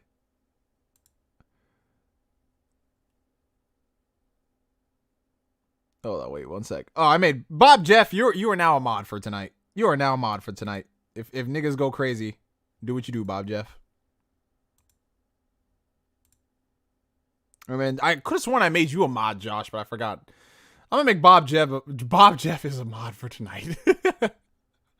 And then we have Josh. Do you watch Saturday Night Live? Every now and then I'll watch an episode, like if they have a special guest star or something, but I don't really watch it. Like those type of shows, they're not really my cup of tea. I just watch whatever skits or gags they put onto YouTube the next day. What do you think of episode 19 of Demon Slayer? Okay, I'm gonna be very controversial right now. I liked episode 19 of Demon Slayer, and for those that watched it, you know what I'm talking about. But I'll be honest, you niggas was straight hype beast over that shit. Like, I watched it, I was like, yo, this is a great episode. Wait, was this the same episode people were talking about? I had to do a double take, because niggas was typing that shit like, you ain't fucking ready, bro. And I got to that shit, I'm like, yo, this is great. But was it really like niggas was falling out of their chairs and shit? That's the way people made it sound. You know what I'm saying? So I don't know. It was cool. I enjoyed it tremendously. But I don't know. I don't think it really lived up to that hype. Welcome, Bob Jeff. You've been knighted. Yeah, Bob Jeff is knighted for the day. I don't even know if Bob Jeff is still here. He probably just came in. Do you like Saturday Night Live? I'll come back and watch this shit later. Let's see. Nintendo fans don't act insufferable for 1 day challenge. They can't do that. Bro, all of last year during COVID, they were like, okay, COVID, but when's the Nintendo Direct? That's when I knew Nintendo fans was a lost cause, bro. And when I say Nintendo fans, I'm not speaking about the general level-headed, like-minded individuals like us who have Nintendo Switches and enjoy it. I'm saying some of these Nintendo dudes. Okay, Nintendo dudes. That's what I called them. All right. Okay, let's see. Oh, we got a $5 super chat coming in from my homie Joshua Powers. My brother, my Facebook brother. Sup, pimp? I hope you play Omori soon. Oh, thank you for that, brother. I appreciate the support. Play Omori. Hold on 1 second. Who is this chick who just hit me up on Tinder? Oh!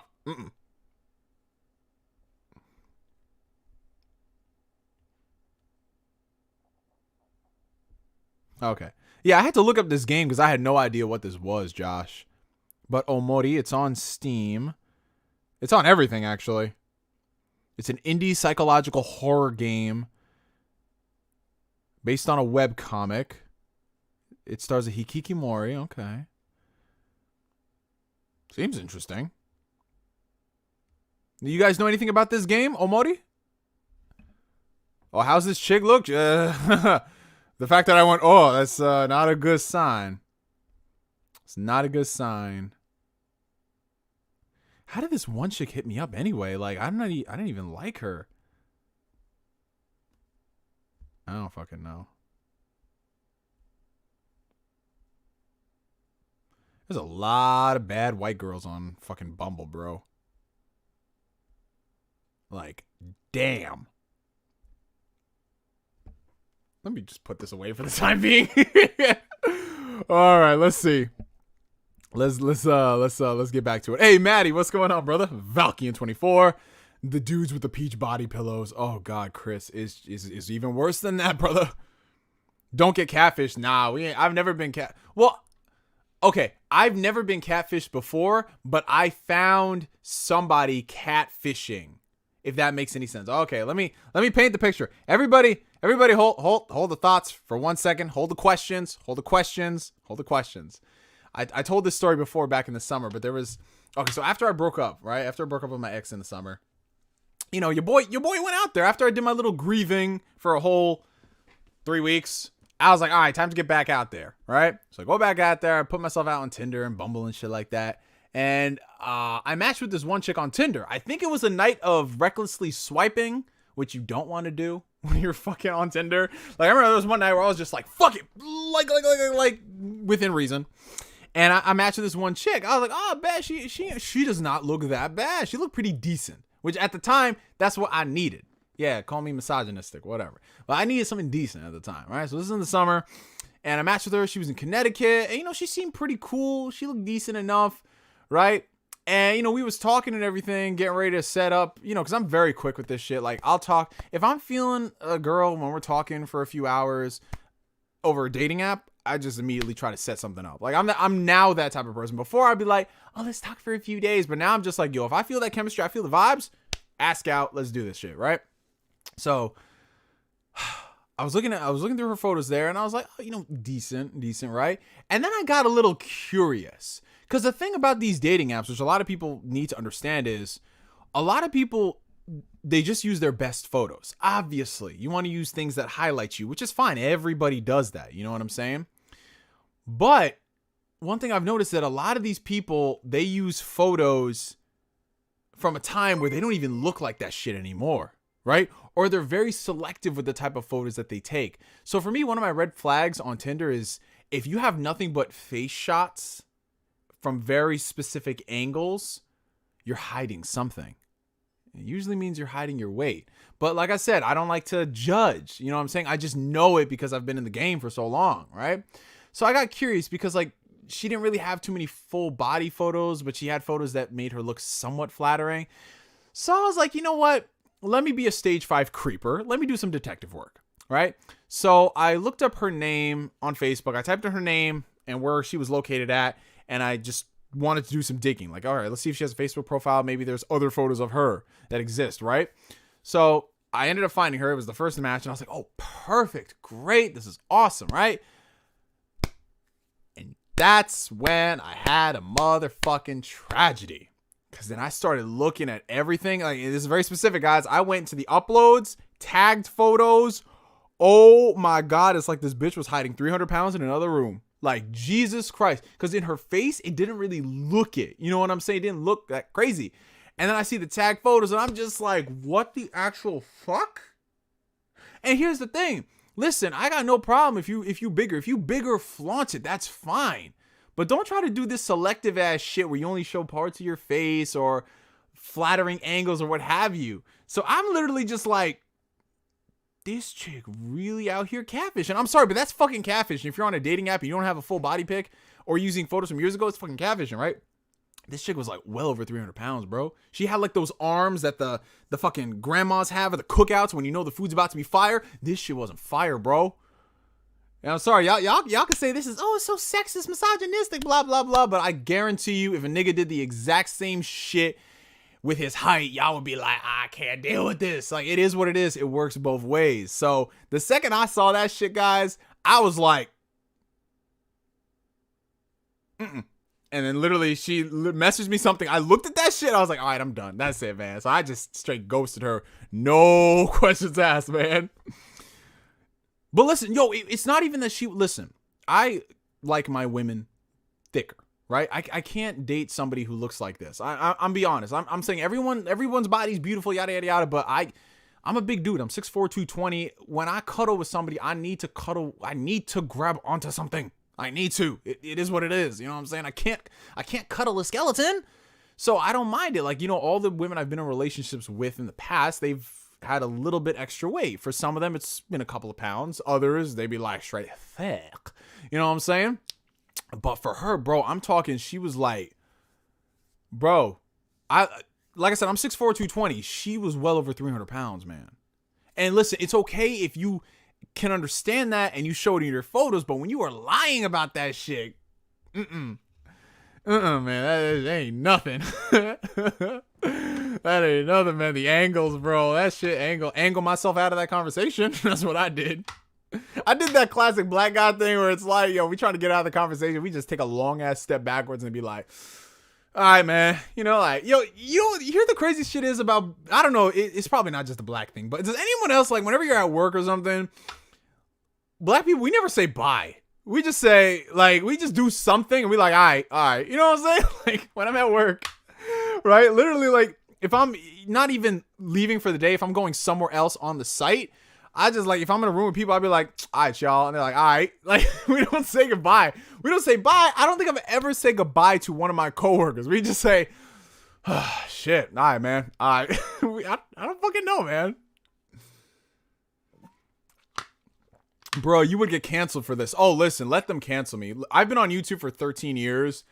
But the fact that I'm not canceled by now at this point, it is what it is. I mean, I always tell people, yo, I'm about to get canceled, so I'll cancel myself. It is what it is, man. It is what it is. Is mayonnaise an instrument? You know what the funny thing is? I had a chick on Bumble ask me that question. Let me see if I can pull that shit up. Hold up. Just so you guys know, I'm not bullshitting here. I mean,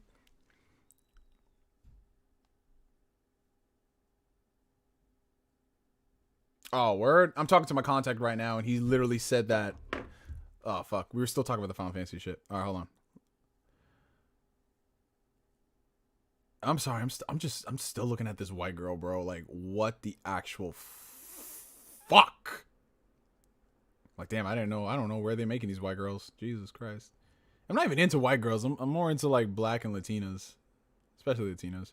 All right, let me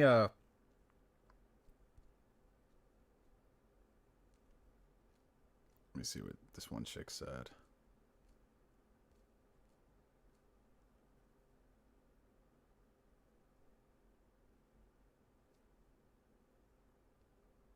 Yeah, this one chick I was talking to literally just sent me the whole is mayonnaise an instrument right there. But now this one chick I was talking to on Bumble, I don't talk to her no more. But she played video games and shit. We were talking about some stuff. I mean, she was cool and everything, but I don't know. She's like one of like I get these vibes about people where they don't believe what you say, and I understand that. Obviously, if you've lived with any member of the human race, you know that sometimes people are not what they say. But literally, I feel like she'd be the type to second guess every single thing I say. Like, for example, I hate when some women's do this shit, right? Some women do this shit. They'd be like, "Can I come over?" I'd be like, "Sure." They'd be like, "Well, do you want me to come over?" Like, if I say come over, come over. I don't need you to know that I'm excited for you to come over. You know, I fucking hate that shit. Like, not everything has a freaking secret double entendre meaning. It literally just means come over, sure. Like, what, you just want me to be like, oh my god, yes, I'm so excited. You ring the doorbell. Who's here? You're here. Like, I'm not gonna do that shit, bro. Okay. Straight thick. All right, let's see. Okay. Can you say hello to my friend Ricky, who has been a VIP member to the Naughty Doggers Club for a month now, but is yet to meet any Asians? Well, hello, Ricky. Jesus Christ. Why did she make a SpongeBob reference? I don't know. She literally just started the day off with a SpongeBob reference, Pie. Speaking of canceled, people are losing their shit over a toy potato. Yeah, toy potato, Dr. Seuss. I'm waiting for them to cancel Thomas the Tank Engine. It's coming. It's coming, you guys. Like, everything is going to get canceled. Everything is offensive. Everything is terrible. Everything is racist. Everything is sexist. Everything is homophobic. Everything. Don't enjoy anything. Don't enjoy this stream. Don't even enjoy this stream, you guys. Don't even, because it's going to be canceled soon. Neo, I'd shake your hand. Do you pour cereal first or milk? What kind of psychopath pours the milk first? How do you know how much cereal you can even have? Like, I hope none of y'all pour the milk first. The only acceptable reason to pour milk or to pour the cereal after the milk is when you're going back for seconds and you already have milk in the bowl.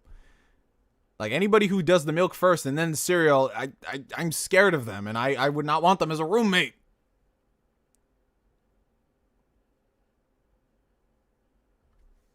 Who are we talking about? Destiny FOMO? That name's, I think I've seen her on Twitter. Let me see her. Hold up, right quick. Let me just do a little bit of digging, sleuthing.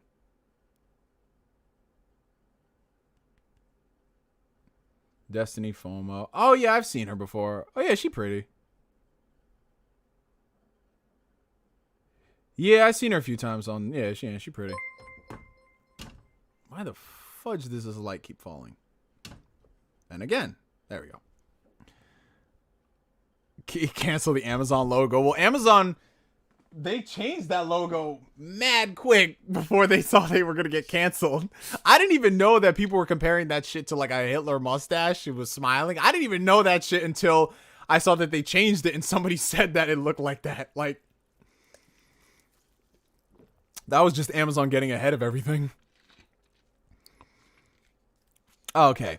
Late to the party, not sure if you already hit this or not, but do you think Microsoft should look at all the games and figure out why these developers can't iron out performances and fix it for them? So from my understanding, I assume you're talking about the current situation where a lot of the multi-platform games that exist, they are not a night and day difference by comparison on the Series X versus the PS5. As you guys have seen, if you watch any of the Digital Foundry analysis, the Series X and the PS5, those versions of the games are actually ridiculously close, and in some situations, the PS5 is edging the Series X out in terms of more stable performance. Now, obviously, it is on a case-by-case basis. Like, there are some games where the Series X version doesn't run as great because it's running at a higher resolution with higher quality textures and assets and all that stuff, but it runs at a lower frame rate versus the PS5, which will be at like a lower resolution, lower, not as many texture quality effects, blah, blah, blah, but it's at a stable 60, which has prompted a lot of people, of course, fanboys included, to be like, haha, Series X underpowered, blah, blah, blah. Honestly, from my limited understanding, like I said, I am not a developer. I am not a tech analyst, guru, the yada, yada, yada, like all the people on the internet claim to be. From my understanding, apparently it's because Xbox waited to get the full RDNA 2, if that's what people have been saying. And that's the reason why the games don't run as smoothly by comparison to the PS5, which is just old, tried and true. That's what I've been hearing, and I guess it makes sense from that respect. And now, going forward, for the end of the year onwards, realistically, the Xbox Series X version should be better across the board, no questions asked. We'll see what happens, but to be honest, I'm just going to be real. Unless it's a drastic night and day difference where a game on PlayStation is running so much better than it is on the Series X, I just attribute these to multi-platform game development. There is always going to be a version that is superior. It's up to you, the consumer, to figure out whether or not you think that's worth investing in a whole other ecosystem. Because back on the PS3 and 360, you guys, the PS3 was the more powerful console. It really was. If you look at the exclusives, oh my God. But it was trickier to develop for by comparison to the Xbox 360. So the Xbox 360's library, first off, it had more multiplats, and those multiplats ran better on Xbox 360. Now, in this situation, I don't think it's a case of hardware being foreign and we can't understand how to develop it. I just think on some level there are going to be some type of, maybe compromises isn't the right term, but there's always going to be an inferior version. You know what I'm saying? But if you were going to put them side by side next to each other, and if the game is running at 60 frames per second on PlayStation 5 and 59 frames per second on Xbox, but the Xbox version has like 200p more in resolution, I'm not going to notice the fucking difference. You get what I'm saying? So to me, these multi-platform differences, I'm not sitting here and being like, yep, I'm going to buy this on PlayStation because, you know what I'm saying? Unless it's a night and day, like, wow, they fucked up the Series X version. That's when I would buy it on PlayStation. So yeah, sure, maybe Microsoft has to help them figure out the tools situation or what have you. But at the end of the day, most people, I don't think, are really going to care about stuff like what's happening at Digital Foundry, because the majority of people who buy these games, I shit you not, you guys, they are casuals who don't even follow gaming news. They just see a trailer for a game, they see it in the store, it looks pretty cool, they pick it up. That's the majority of the people who buy these consoles, you guys. They're not in the, like, PlayStation, for example, when they announced they put Days Gone on PC, Jim Ryan came out and said there wasn't any type of adverse reaction from the PlayStation community. Now, if you live on Twitter and you frequent certain circles on YouTube, oh, everybody was upset that they were bringing PlayStation games to PC. Oh my God, blah, blah, blah. But that does not represent the vast majority of people out there. There are some people out there who probably didn't even know that PlayStation games were coming to PC until they see, wow, Horizon's on PC and now Days Gone. So it just really goes to show you that the shit that people make such a big deal on Twitter and YouTube, the vast majority of people probably don't care about it. So unless it's a major issue, I don't think Microsoft needs to get involved like that, because at the end of the day, people are still going to buy these games. The games are going to sell. And provided it's not, like I said, a night and day difference in terms of performance, I think everything will figure itself out at some point. We got a $2 super chat coming in from the Living Flame. Catfisher's theme is definitely Last Surprise. Ayo. That's a fact. I love the reference. That is true. Bro, the crazy thing is, I'm so surprised that people still get catfished in 2021. Like, even when I'm on dating apps, I don't need to be on dating apps. I could just go outside. But it is cool to kind of fuck. Like, I'll just be honest. I've gotten a lot of play from dating apps. But even so, like, nowadays they have like the whole verified thing on the dating apps where it's like they're trying to weed out all the catfishes. So in order to be verified, you post your photos, then you have to post a photo of yourself from your front-facing camera, and then I guess a team or whatever type of technology they use verifies it, and they sees if it's legit. It gives you a blue check mark, and if not, I guess you failed it. But that doesn't solve any type of the catfishing problems. That it doesn't solve it 100%, because there was this one chick who I actually matched in my city. Like I said, I was just recklessly swiping.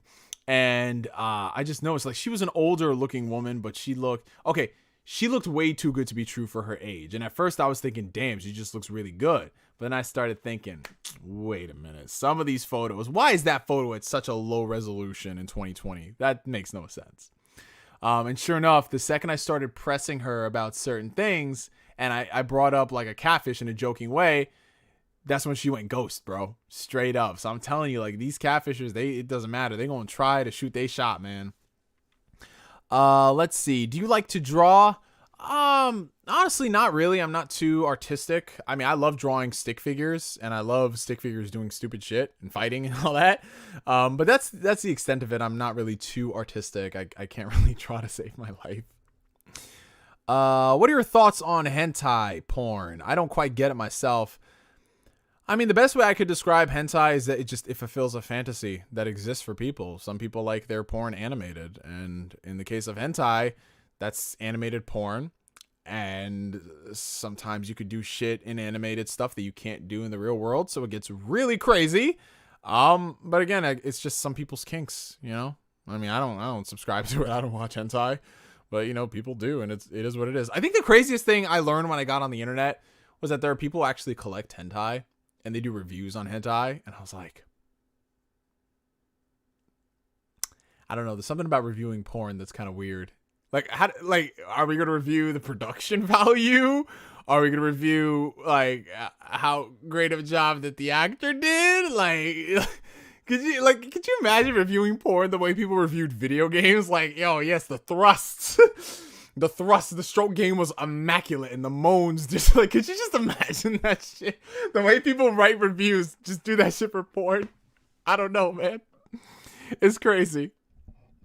It's crazy. I mean, you know what? People, like I said, to each their own. Far be it from me to kink shame people. Unless you get into some really weird shit. That's where I'm like, nah.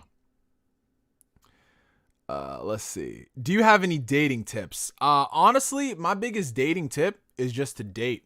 I see a lot of people out there who are like anti-dating. They don't want to date, or they just don't want to date because they're afraid of the bullshit that'll come with it.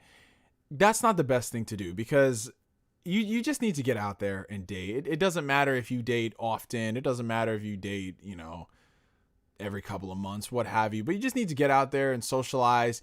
If not for one type of purpose, just for yourself, to know that you can actually do that stuff. Because what happens, and I've seen this happen time and time again, one of my homies, like 10 years ago, when, you know, we were like 17, getting ready to graduate from high school, and, you know, we were talking about dating. You know, me back then, I was very conservative when it came to dating. I had no game. I was very shy and nervous. But, you know, I was trying my best to get myself out there. My other boy was like, you know, I don't really like dating because, you know, there's just so much drama that happens and blah, blah, blah. And come to find out 10 years later, he gets back in touch with me because he's just like, bro, I need some advice on dating. And I'm just like, bro, like, this is what happens. Like, people, they just like close themselves off from something because of whatever bad thing that exists. And then whenever they want to try to do it, they feel lost. And I'm not saying that it's bad that you don't have any experience when you're close to 30 dating. That's not a problem. Kind of is. But you just need to get out there and experience stuff, you know? So my biggest advice when it comes to dating is you kind of have to define what it is. And like I said, these are just my own personal opinions and views and experiences. So your situation might be completely different from mine, and my advice might not even be applicable to you. So just let it be known. So my biggest piece of advice is just don't fucking stress it. Do not. I know it's very easy to stress, especially in the early days. Like, maybe that text I sent wasn't that cool, or, ooh, I really think I blew that. Just don't stress that. The way I view dating is, I view it as just any other aspect of your life. Just apply that logic to dating. So I'm gonna give you a perfect example. I matched with this girl on Bumble, back early. I want to say it was in January, right? I matched with her.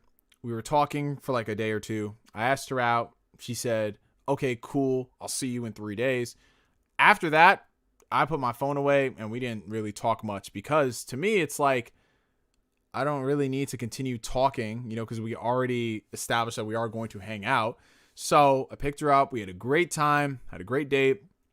We were talking. And then afterwards, it's like, oh, this was fun. We should definitely do this again. Great.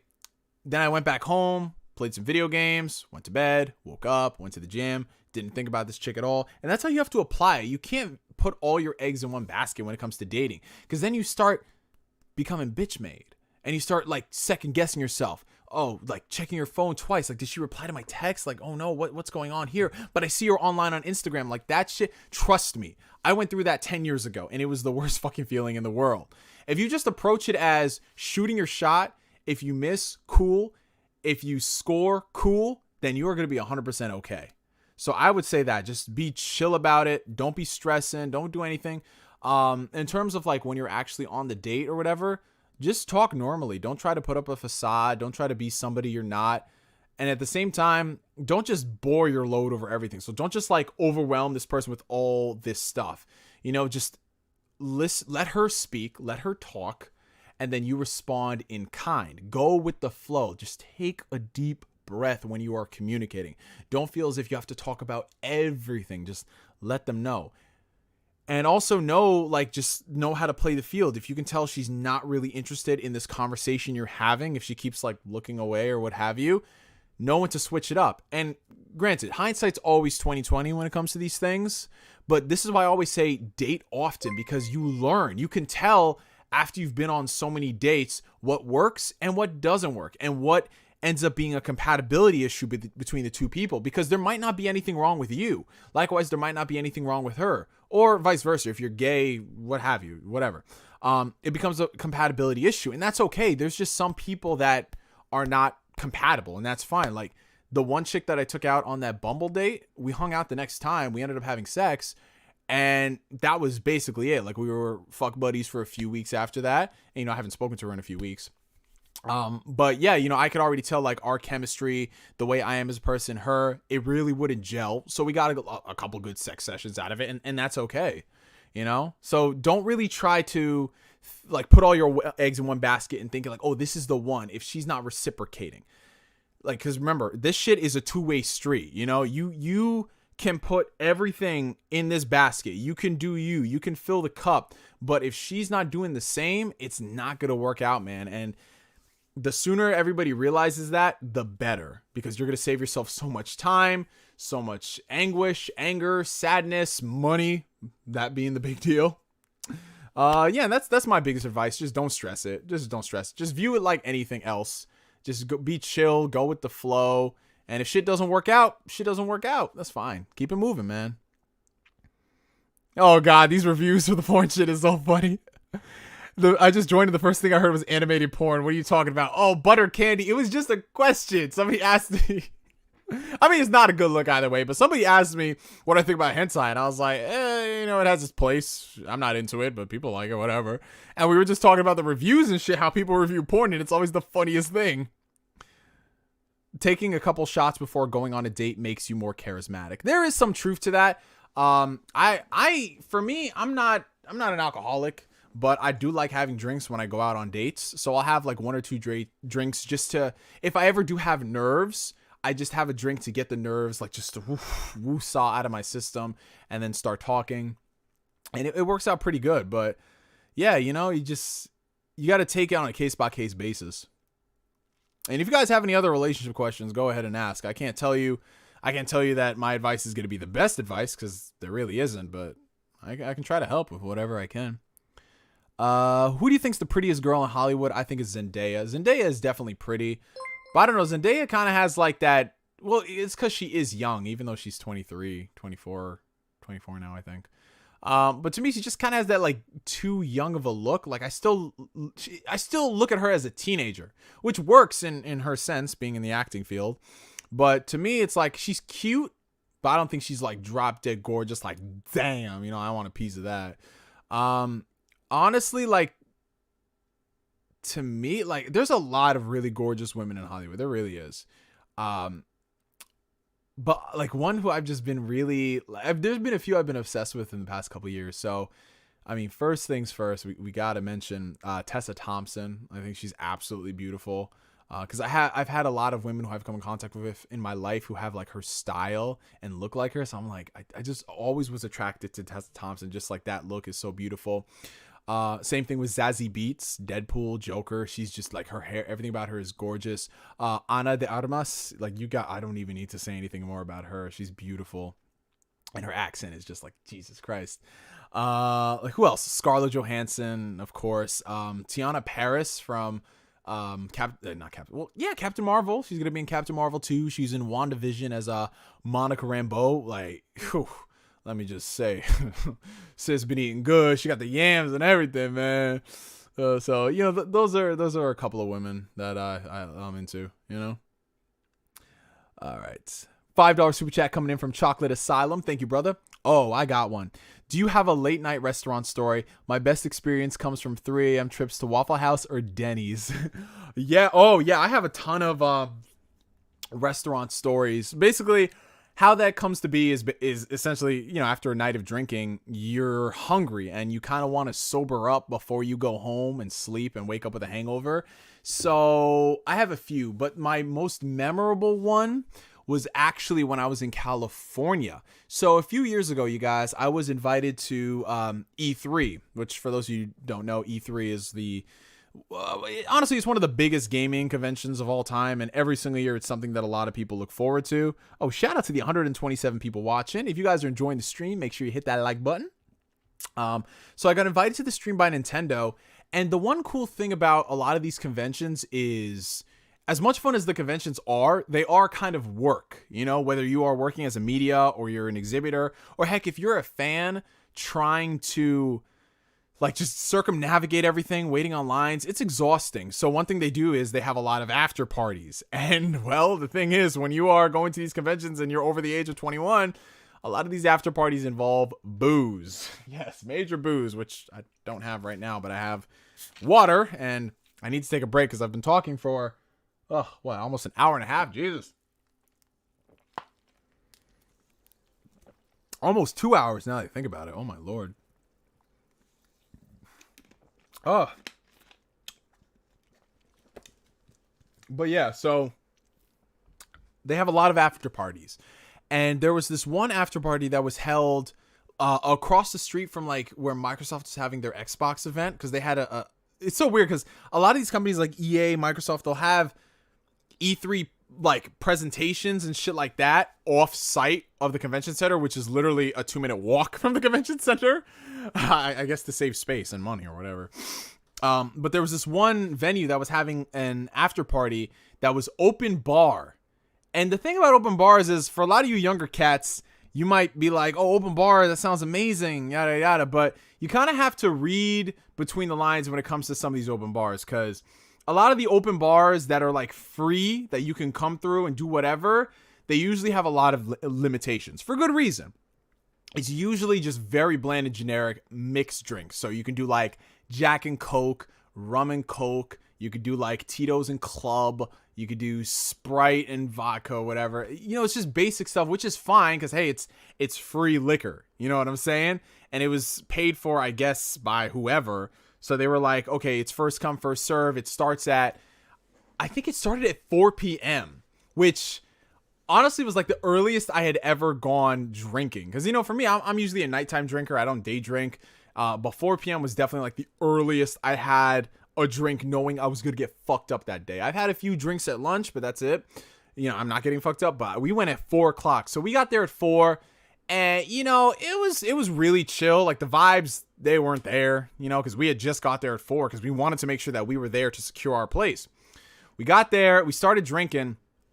And The thing about me, you guys will come to know me if we ever all hang out and we go places. I am very much so that person who is respectful to hospitality staff, whether I'm at a hotel or I'm going to a restaurant, because I know how bad that shit is. Even before I worked in the restaurant industry as a bartender, I know how terrible of a job these guys have. Anyone in retail customer service, they get treated like shit by the general public, because the general public feels as if, hey, I have all this power and I don't have a lot of power at my job, so I'm gonna take it out on this worker. And granted, there's a lot of bad workers in the service industry and customer service. We understand that. I'm not sitting here and making them out to be a martyr.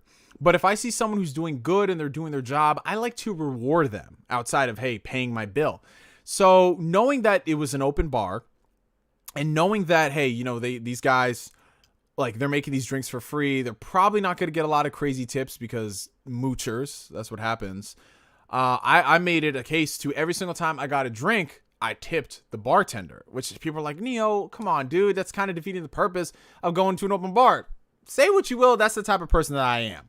So I remember I got a round of drinks. It was me, my boy Kazama, and my boy Denzel. We were the three amigos. So I got us a round of drinks, and then after I got the drinks, I tipped the female bartender. I tipped her $10. I said, here, thank you so much. He's like, no, the drinks are free. And I said, no, honey, that's for you. And she was like, oh, thank you so much. He said, don't worry about it. So we got the drinks. We did that stuff. Came back for round 2, and I went to the same bartender. I said, hey, I'm back again. So do you mind if I get this? And she just took my hand down for a second. She's like, honey, I will make you whatever you want. And I said,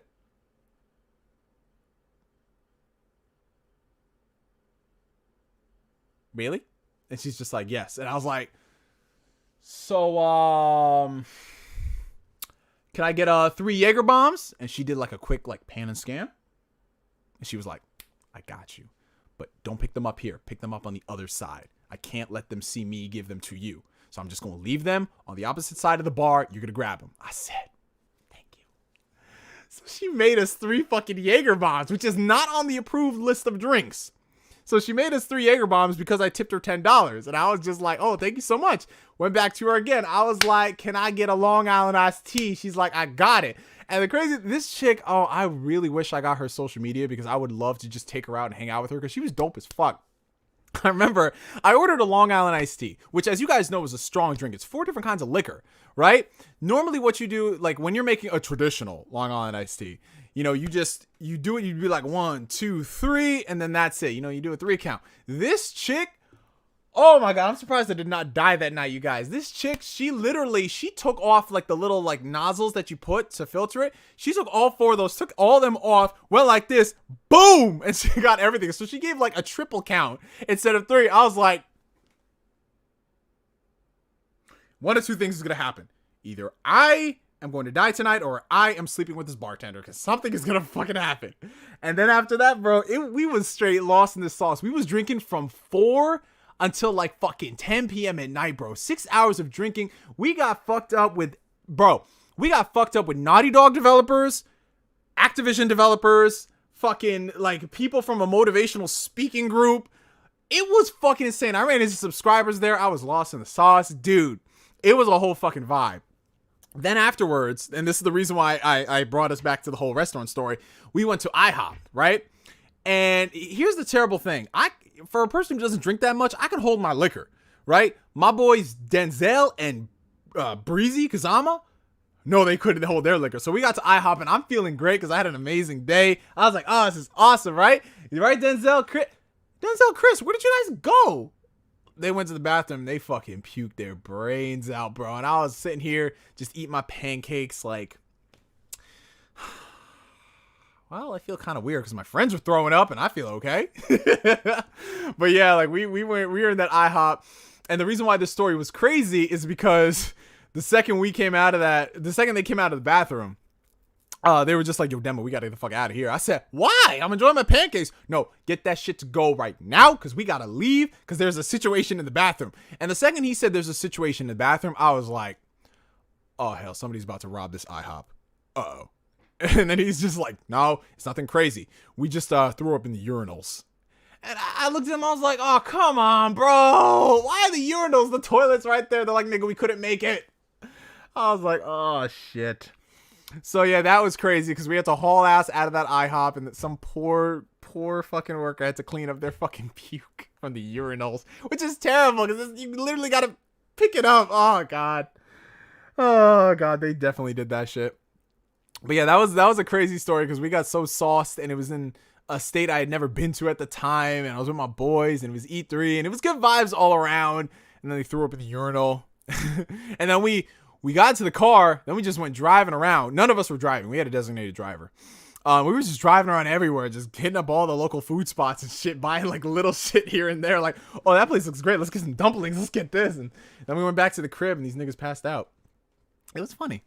All right, we got a $2 super chat coming in for Ryan. Been watching for months, and I wanted to catch up on money. Oh, that's awesome, bro. That's awesome. Thank you so much, brother. I appreciate that. I appreciate all the support. All right, so there's that story, you guys. Bro, I suck at being a bad customer. They got my McDonald's order mixed up, and I still tipped and gave 5 stars. Aw. You see, if I ever have a situation where they fuck up my order, I swallow my pride and I'm like, it is what it is. If it's not that bad, you know, like if I say let's just say if I didn't want any tomatoes on my burger and they put tomatoes on my burger, I'm like, that's fine. It's not the end of the world.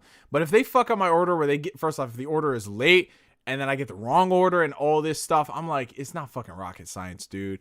At that point, I might take it to the management and talk to them about it. Cause it's like, come on, bro. This is not what I ordered. I paid way too much for something that's cold and it's not what I ordered. You know what I'm saying? Because I know everybody makes mistakes, but if it's like a really bad one and I'm hungry, oh, man.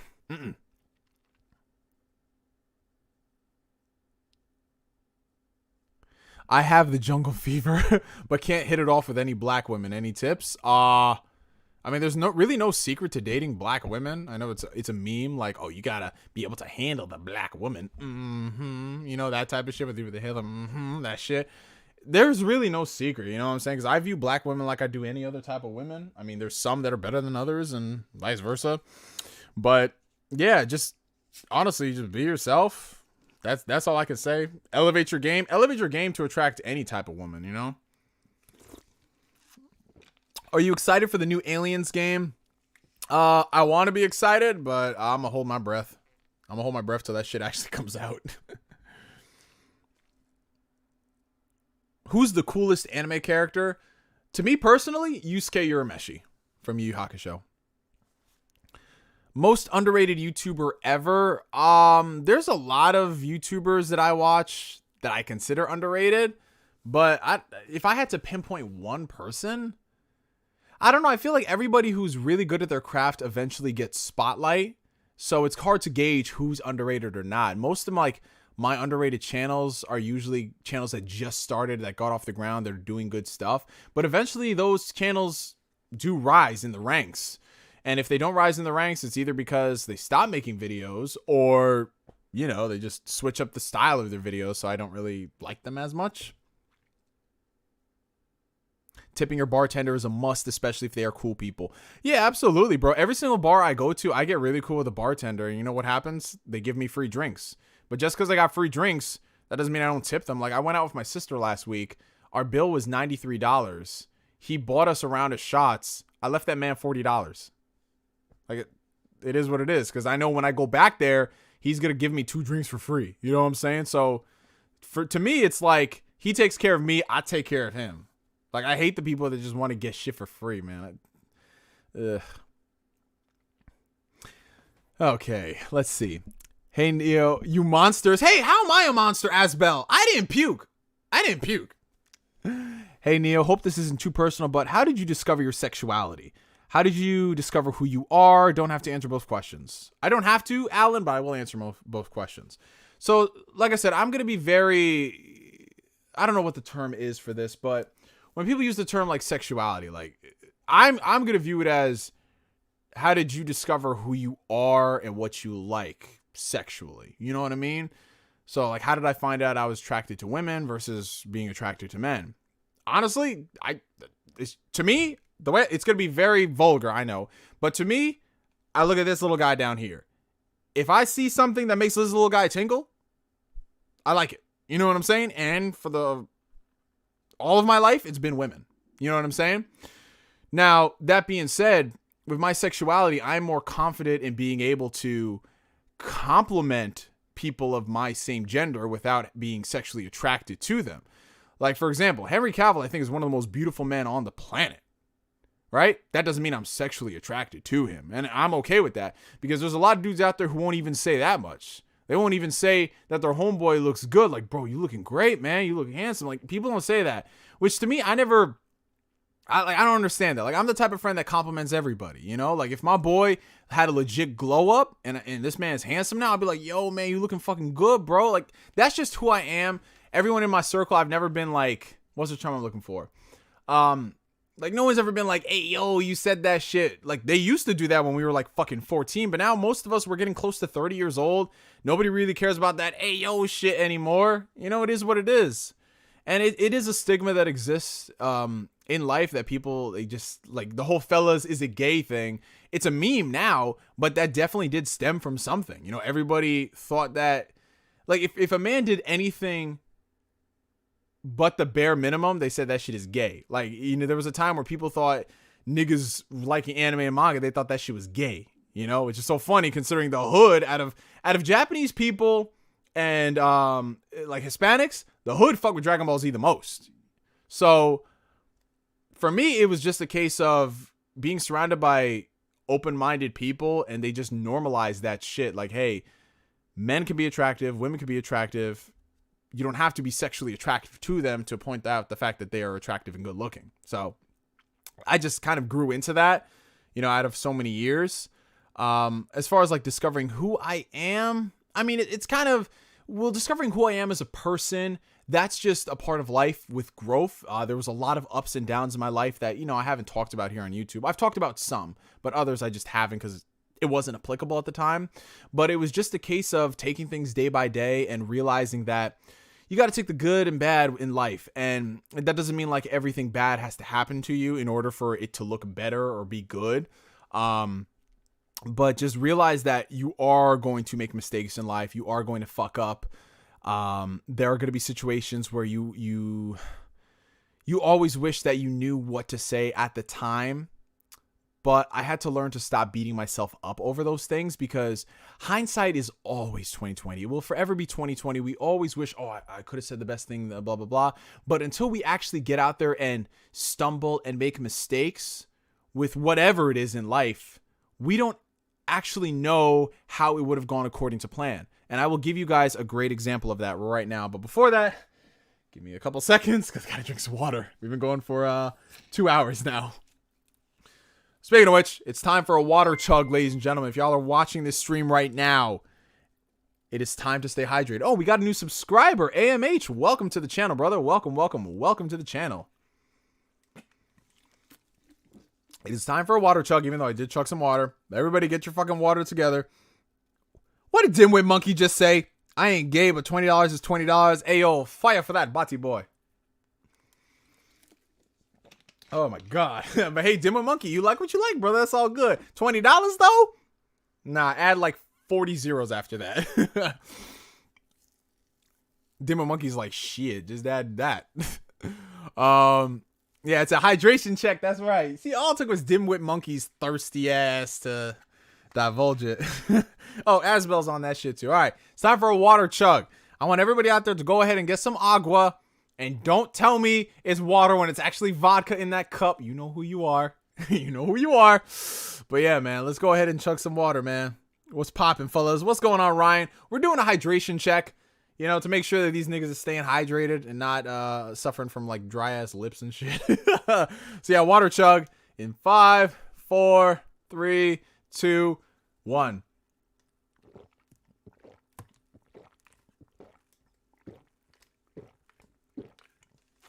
I would continue chugging this shit, but it's seltzer water, it's carbonated water, and I literally... Exactly that. My apologies. But at least now we know we're staying hydrated in this shit. Okay. Now that I've got rum over here, not sorry. Oh, I got some rum too, man. I got some Jamaican rum. What I got?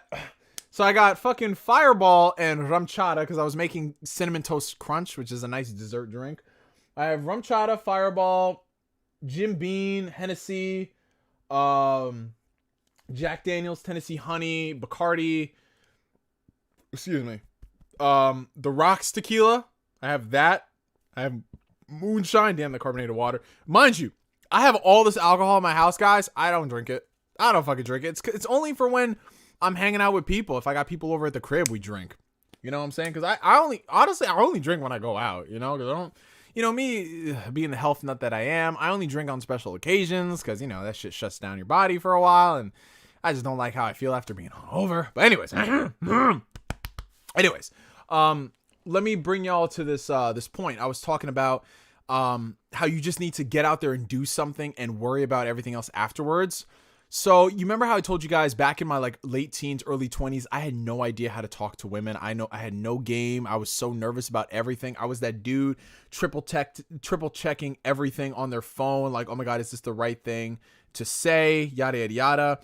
And there was a situation where there was a girl who I was very interested at the time. I met her in my junior year.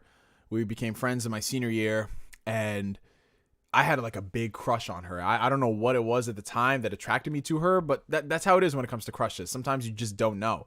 But I was just so scared to ask her out. And then I found out she had a boyfriend. I backed off. And it wasn't until I think my second year of college where she wasn't in a relationship and she told me she wasn't in a relationship. Hey, if you hear that shit now, you know what that means. It's like, nigga, get after that. She wants you. Because who the fuck says I'm not in a relationship with such and such? I'm like, what? But at the time, I didn't know it. Like I said, life is about growth. So I asked her out on one date. It took me so much to muster up the courage to do that. I did that. Had a great time. And then I never fucking asked her out again because I was so fucking nervous that this date went so well that the second date, if it's not as good as the first date, it's going to be fucking terrible. Like I was definitely in my head about a lot of those things, right? So I ended up not asking her out. A lot of time went by. She ended up moving across the country because of her family. And, you know, obviously I'm not going to do a long distance relationship. That's just not me. More power to the people who can. But unless it's literally like we're in a relationship and you're just going to be gone for a few months, I'm a very I'm a very physical lover, you guys. I need some action. So unless we can come to terms with, hey, we'll be fucking other people while you're away, I just can't do long distance. That's just me.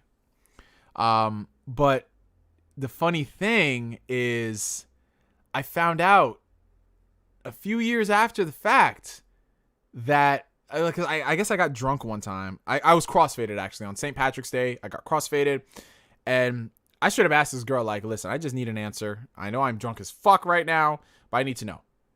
Did you like me back when we were in high school and then we first started talking and then we went on a date or two? I just need to know. And she said, yes, I fucking liked you this whole time. I still like you now. I was just so confused why you didn't ask me out on a second date. I was waiting for you because she was very traditional. And I heard that shit and I was like, fuck, bro. Now, mind you, at the time, this was back when I asked you, it was like 2016, 2017. I was like, oh, fuck. Well, obviously, I'm not going to get into a relationship with her now. But the fact that literally the only thing that was holding me back from being in a relationship with this girl was fear. That's all it was. And I could play the scenario in my head 40 million times and have 40 million different outcomes. But the fact that I just didn't go out there and take that plunge because I was worried about all the negative things that could come from it. Like, honestly, what is the worst thing that could happen? She says no to a second date. No, I'm not interested. That is literally the worst thing that could realistically happen. But I was terrified of that. So when I got that answer, I was like, fuck.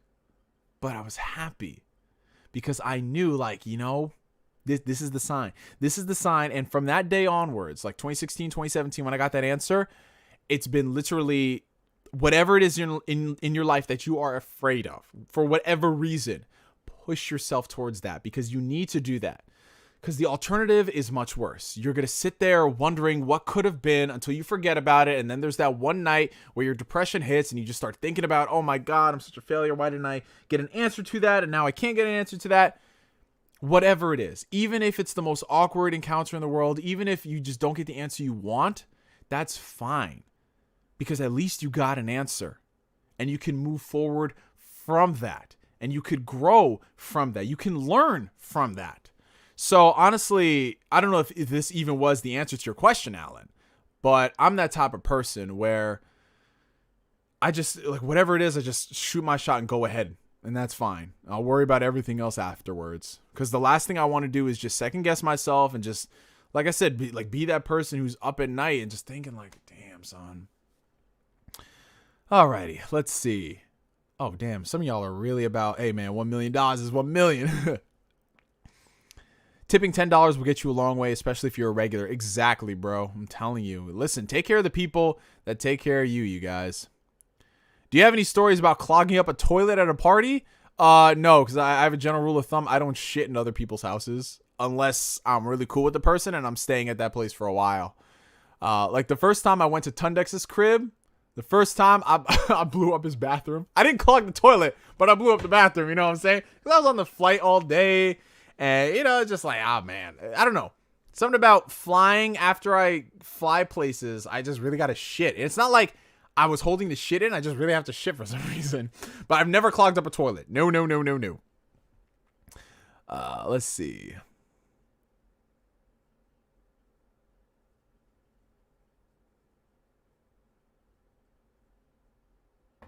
Who decided to be Mr. Bitter and be the only person to dislike the stream? Hey, such is life, Go-Go.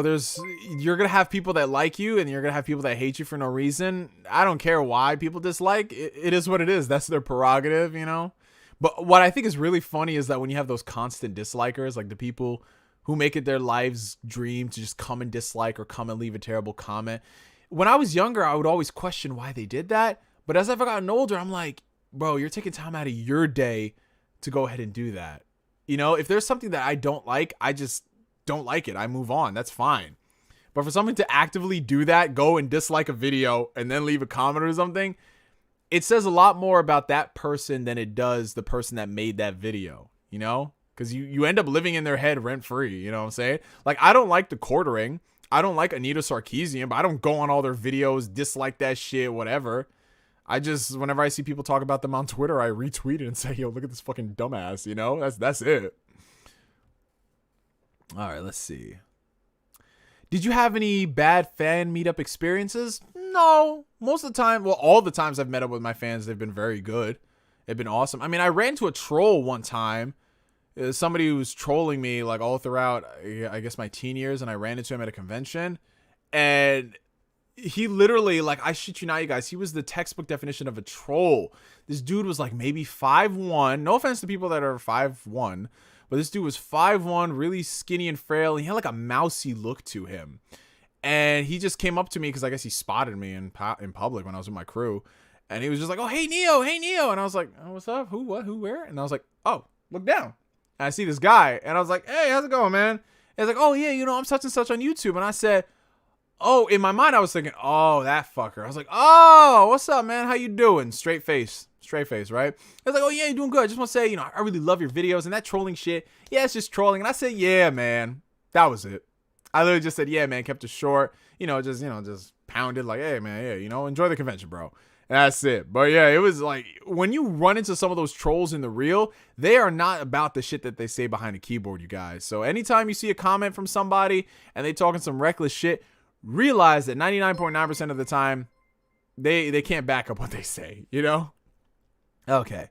Oh, we have a $4.99 super chat coming in from the homie Corey Gryffindor. We don't officially know Yuffie's voice actors yet, but if you had to guess, who would you cast as Yuffie, Sid, and Vincent in the FF7 remake? Honest to God, Corey, if you were to ask me this question like 10 years ago, I could have listed off really good voice actor picks for Yuffie. But to tell you the truth, man, I'm not really too familiar with who they got going on in the like anime and video game dubbing game. Like, I know some notable voices, but some of those notable voices I would have picked have already voiced like side characters in the FF7 remake. So I'm not sure if they voice main characters. And one thing I've noticed about this remake's cast, Corey, is that I think all of them, they're not really that well known, or at the very least, they come from different realms. So the entire main cast is not like anime voice actors or video game voice actors. They're people from TV and shit, like Cloud, Sephiroth. The guy who voices Sephiroth is fucking Superman. Tyler Hoechlin, the guy who's in Superman and Lois, right? He voices Sephiroth in the new game. So I don't know. They might try to pull another person from the TV world. Who knows? I mean, it's worked out for them, I guess. So we'll just have to see. But I actually do really like the new voices they have for the FF7 remake. I was kind of bummed that they didn't bring back the old crew, especially because the Japanese version did. But I like the new choices. I like the cast. The writing was kind of hit and miss in some respects, as well as the delivery. But overall, I think it's a solid step in the right direction. So I really can't say who I'd want, you know? We have a $2 super chat coming in from Review Intro Thighs USA. Excited for Godzilla vs. Kong. Who takes the crown? Yes, I am excited for Godzilla vs. Kong. I am kind of skeptical on how this is going to go down, because the way that they're billing it, it's looking like they're favoring Kong, because if you look at almost all of the media, it's favoring Kong and him taking down Godzilla, which I guess if you view it from an underdog perspective, it's kind of cool. Like, oh, this monkey is taking down this giant ass lizard. Oh, yeah. But I just think it's kind of weird because I don't know. They got to make up their mind on whether or not they like Godzilla or they hate Godzilla. Because in these movies, they keep going back and forth. First they hate him, then they like him and he's necessary. Now he's a menace and a threat. I don't know, man. So they say there's going to be a definitive winner in this movie. If I had to guess, I think it's going to be Kong. I just have a fucking feeling. Because if they were to give Godzilla the crown, they'd be like, oh, it was too easy, blah, blah, blah. So they like the fact that Kong is going to be making shit with his hands and fighting. We'll see what happens. Either way, I love these kaiju movies. Some more than others. But, hey, we'll just have to see what happens. The movie comes out at the end of the month. And I will be venturing off into the movie theaters to go see that one. Because I'm sorry, you guys. I don't care what type of sound system you have, what kind of TV you have. But nothing to me will replace the theater experience. Just going there, spending your money, and getting an amazing experience. Like, to me, it doesn't change. And thankfully, here in New York, they just opened up a lot of the cities in the city area. Well, they opened up a lot of the cities. They opened up a lot of the theaters in the city area and surrounding the city. So my AMC opened back up. And this one has Dolby Cinema. It's about like a 15-minute drive away from me. I'm about to see that Godzilla. Well, actually, I might go see, I was going to go see Raya and the Last Dragon. I believe that's what it's called. The new Disney movie in Dolby Cinema. I was going to see that tonight, but I was like, fuck it, I want to stream. So I might see that shit tomorrow. Give y'all a review on Twitter or something. But I'm definitely going to go see that Godzilla movie. I'm going to try to see if I can hit my boy Omar up, because he's a big movie nut like myself. And this past year has been rough on us not going to the theaters. But yeah, I'm going to see that Godzilla movie. Well, hopefully it's good. Oh, we have a $5 super chat coming in from Gustavo Bravo. Let's see what he says. All right. Example. I was almost not going to ask this girl at work out for her number until this week. I asked her and I have no regrets. You're right. It's all in your head. Yeah, it's fucking all in your head, man. You are your own worst enemy. Like I said, what's the worst she can do? Say no? Or say you're ew or disgusting, like whatever, move on. Like, I'm sorry, but these bitches are a dime a dozen, just like these fuck boys. You know what I'm saying? Like, eventually you're gonna find someone that's gonna be right for you, whether it's somebody who's right for you at the time or someone who's gonna be right for you for the future.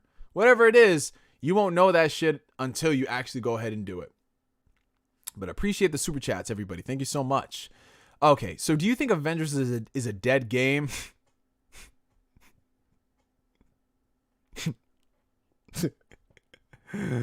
Yeah. Neo, I like your streams, man. Very chill environment. I don't have many friends, so it's nice to just chill out with you. Well, I appreciate that, Weekend at Bernie's. Thank you. Yeah, these streams, what you see is what you get. I'm a chill dude. Like, if any of y'all talk to me, some people here have met me in the real. I'm a pretty chill dude. You know, like the way I talk here, that's exactly how I talk in the real. I'm just a little more animated in certain situations. You know what I'm saying? I'm that type of friend. So yeah, like if we ever did like a Ask Neo live at a convention, that's actually one of my dreams, you guys, just to do Ask Neo at a convention. Just to do that shit would be so fucking fun. It's gonna be 3 hours of us just talking and getting fucked up. I don't know, that's what it's gonna be.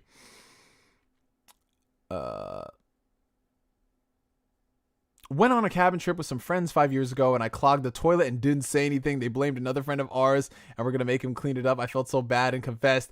Oh, damn, Corey. Yo, at least you said you confessed, bro. Because I was about to say, that's pretty fucked up. I mean, I get it, but that's pretty fucked up. Did Neo already go in on the people getting mad about Lola Bunny? Oh, no, actually, how did we go this entire stream without us talking about the whole Space Jam controversy, if you can even call it that? So, as you guys know, they're making a Space Jam 2. They've been trying to make the Space Jam 2 for the past, 10 years. It's finally going forward. Ryan Coogler's producing it. LeBron James is starring. And it's been kind of quiet about the movie. I mean, I don't even think have we even gotten a trailer for this Space Jam movie yet? I know we've seen, some stills of, LeBron James with the Looney Tunes and all that stuff. But I don't think we've ever gotten a full trailer. If we did, I just didn't see it. But yeah, so there's that thing going around, and one of the things is they showed off a design for Lola Bunny, which, if you know Lola Bunny, you know what Lola Bunny looks like. But according to the internet, they're mad that she wasn't sexualized like she kind of was in the Space Jam movie. Even though she wasn't, she was just wearing a crop top and short shorts. You know what I'm saying? Yeah, obviously the Looney Tunes were like, whoa, but the way people are acting like they downgraded her, they're just doing that based off of a fan art where she looked really exaggerated. And anyone who messes in the realm of hentai and stuff knows where that type of fan art is from, or where similar types of photos are from. But yeah, I didn't have any problem with it. I mean, I knew what she looked like originally, and I saw her there, and it's like, I know what Lola Bunny looks like, and this doesn't look too dissimilar. But of course, niggas on the internet like to paint this as, censorship, and the SJW crowd is so woke. But at the end of the day, I can't really reason with these people, because all I would need to say is, guys, it's a fictional rabbit.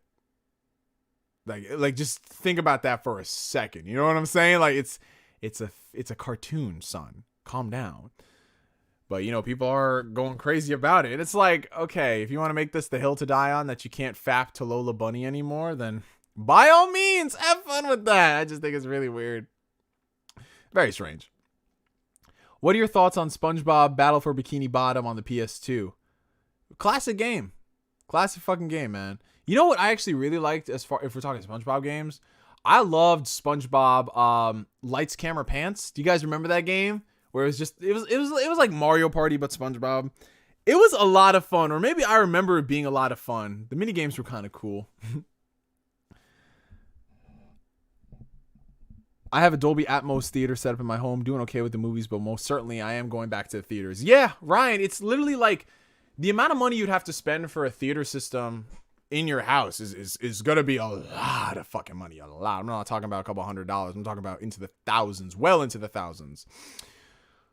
But it's not the fucking same as going to an IMAX theater and just everything being turned up to 11, bro. I really hate that I didn't get a chance to see Tenet in IMAX, because that movie, my problems with the sound mixing aside, that movie is made for those type of experiences. Let's see. Thoughts on the Mortal Kombat reboot? I saw the trailer. I like what I'm seeing. But it's video game movies, and you know how those go.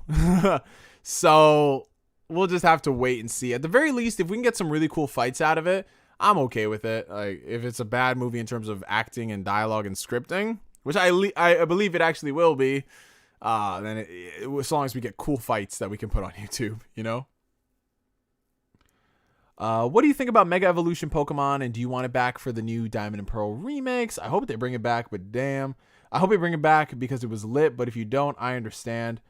Honestly, they say that they're going to be pretty traditional when it comes to this Diamond and Pearl remake. That's what I got from the stream when I watched it. They're making sure that it is basically, as much as it can be, a one-to-one remake. But hey, sometimes remakes, they experiment and do different shit. I mean, I don't know if they confirmed it or not, if they're going to do it. I doubt it. But hey, we'll just have to wait and see. I know it's too early, but do you think the Zack Snyder Justice League will be the last time we see Henry Cavill as Superman, since they announced the new Superman movie and it seems to be a reboot? Honestly, I think it will be the last time we see Henry on screen. unless the Snyder Cut does really well and they continue to do this whole like multiverse Elseworld type stories where there's no universe, it's just a whole bunch of different things and we're going to call it a multiverse. Because Henry Cavill just got dealt such a bad hand, because the thing that's been holding back his Superman has been the writing and the direction of these movies. I'm sorry, but Zack Snyder, I love what he did with Man of Steel, and if he were to do a less divisive Man of Steel 2 and give us the Superman from the comics, that'd be great. But like, I don't know. With WB, they view everything from the Snyder era as a mistake, and they don't want to continue it. So if they can hold on to Wonder Woman and Aquaman, they will. But I doubt they're going to go ahead and do more with Zack Snyder. It sucks. I mean, it sucks for him, but I mean, it makes sense given the situation. You know, people weren't that responsive to his movies. And at the end of the day, you guys, if these movies aren't making money, then why are they going to make the movies? It is what it is, you know. It's what is Robert Meyer Burnett? He has a really great phrase that he's used. I think it was somebody else's phrase, but he's the one who's been saying it, and I say it a lot now. It's not show friends, it's show business. And that's what it is when it comes to these movies. Even Marvel movies. I love the fact that we're getting some crazy shit going on in WandaVision, but at the end of the day, if WandaVision came out and it wasn't a success, you think they're really going to continue doing more MCU TV shows? No. You know, they want to have something that actually works.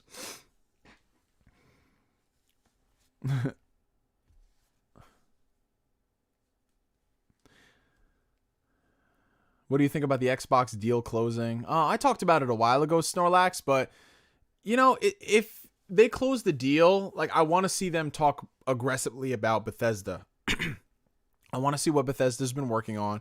I want to see all the games go to Game Pass, and I want to see whether or not these games are going to be exclusive, or is it going to be on a case-by-case basis. I know why they haven't been able to say anything, because the deal wasn't finalized. Shit could have gone left. The respective parties could have been like, "No, we're not approving this."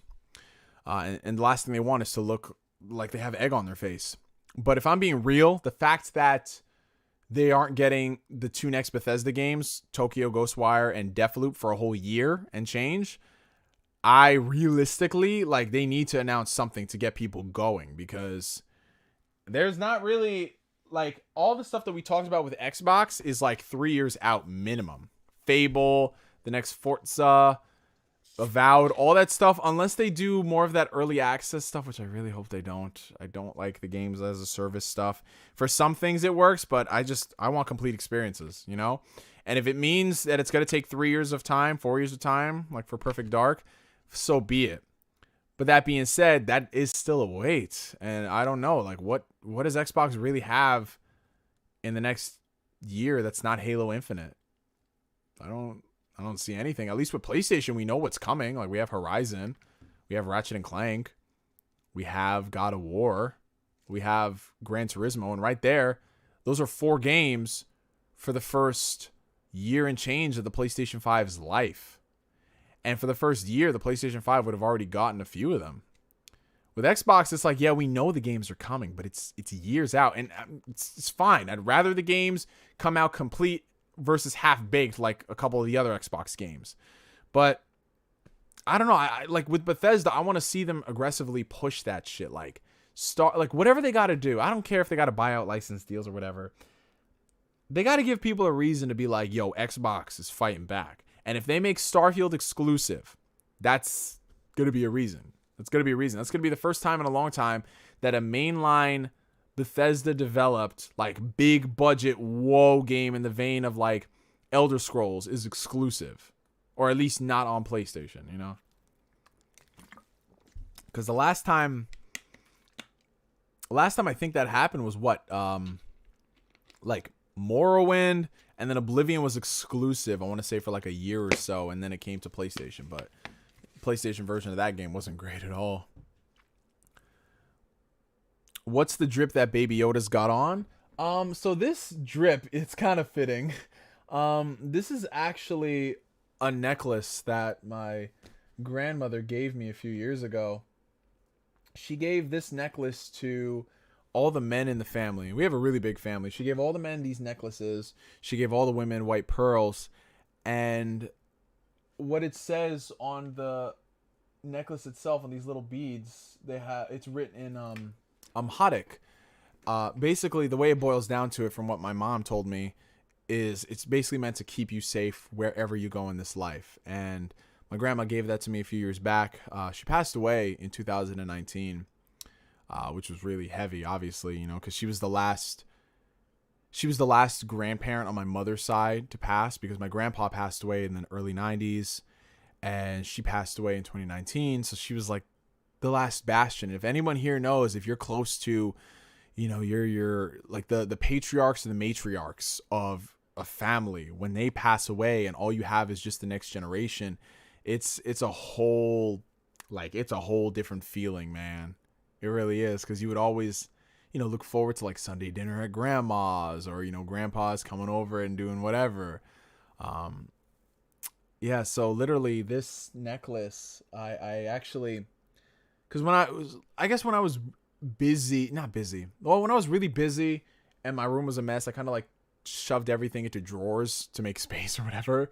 And I was cleaning out my room a few weeks ago and I found this, and it brought back a lot of memories, man. It brought back a lot of memories, and I didn't want to like put this in a drawer again, so I proudly display it in my room. I have it over Grogu. Like, originally I wanted to get like a stand to have the necklace on, but I like having it over Grogu. I think it's kind of cute, even though if I should have like tied this necklace back a bit so it could fit right here, but now I just have it on his head because it it fits over his ears.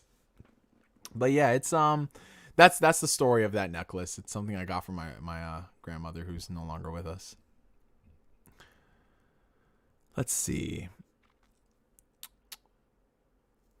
I clogged a toilet at a house party once and was so embarrassed I had to climb out of the second story window and bounce. Hey, yo.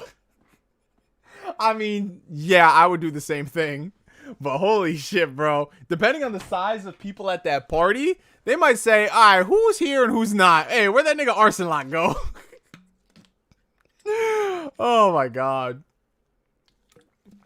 Niggas really be clogging toilets and shit. Holy fuck. Well, to be fair, and you notice this as you get older and you go places, not all toilets are made the same.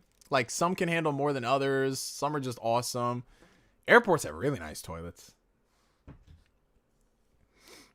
All right, let's see. How do you feel about the get good mentality a lot of the Soulsborne elitists have towards more casual players that find the game difficult? Okay, so I'm of two mindsets when it comes to difficulty in video games. On the one hand, I feel like I said, these are just my own personal opinions.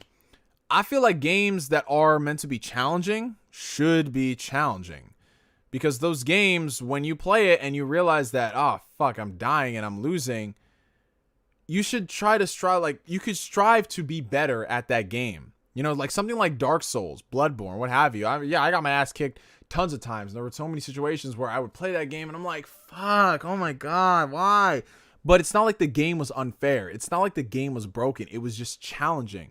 And it prompted me to be like, all right, let me up my game. Let me not just run in blind and try to like damage button mash or what have you. So in me learning how to get better at the game, I was learning the game, and it was really fun because I became closer to those game experiences, and I felt a sense of accomplishment that I was able to beat all the main bosses and the optional side bosses and all that stuff, because that's how it was growing up, you know, like playing through Mega Man when we were a kid. Like, that shit was difficult. Ninja Gaiden, I probably can't even play that shit as an adult now. That shit was difficult. So I don't mind it. If a game is meant to be challenging, I don't think people should say that the game is bad because they're not good at it. You got to get good. I'm sorry. But on the one hand, I don't like the whole elitist mentality of people coming in there saying, you're terrible if you play your games on easy or what have you. I don't care what difficulty somebody plays a game on. It's their own prerogative. What you do behind closed doors with closed controllers, that's all on you. I just think that people, they need to check themselves. If they come in here and they say that a game is not challenging or difficult and they play it on easy, they shouldn't have a seat at the table. Like, bare minimum, you got to play the game on normal, which is what the developers envisioned, or play it on higher difficulties. So no, I don't think elitists should come out here and say that they're better just because they did this. But at the same time, some of them, there's some truth, because there's a lot of people in the media who complain about Souls games, complain about all these games, yet we find out what they play their games on like way too easy. And it's like, I'm sorry, but if you play games and you review them professionally, if you make money for a company, you got to be competent at games. I'm not saying you got to be some MLG pro, know how to do all these crazy combos in Devil May Cry, but when I saw people out there going ahead and saying that, oh, Devil May Cry 5 is not that exciting like DMC, because with DMC, when I was pulling off crazy combos, I could hear the music. But in Devil May Cry 5, I would do some combos, I didn't hear the music. Come to find out, when we watched the video of these people, the reason why they didn't hear the music in Devil May Cry 5 is because their combo string didn't get past fucking D. Whereas on DMC from Ninja Theory, that shit gave you triple S sadistic like fucking rankings, like it was candy, bro. So of course, yeah, in a game that's easy as fuck, you're going to hear the music. But when a game that's challenging, you feel rewarding when you start getting into like S ranks, double S ranks, triple S ranks. Like that stuff is fucking, you get so much adrenaline playing Devil May Cry when you're doing all that stuff. Like, why would you want to rob yourself of that experience? You get what I'm saying?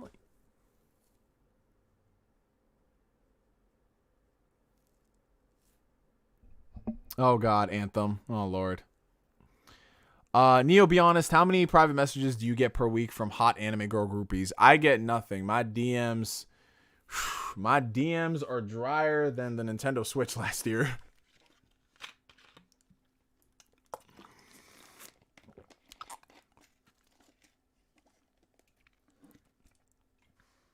And there's just something so fulfilling about there's something fulfilling about seeing the fruits of your labor. You get what I'm saying? But nowadays, everyone is just all instant gratification. This, making me feel good by doing that. Like, you know, it's like no one wants to work for shit. When do you think the PS5 and Xbox Series X will be available for everybody without them being sold out in less than 5 minutes?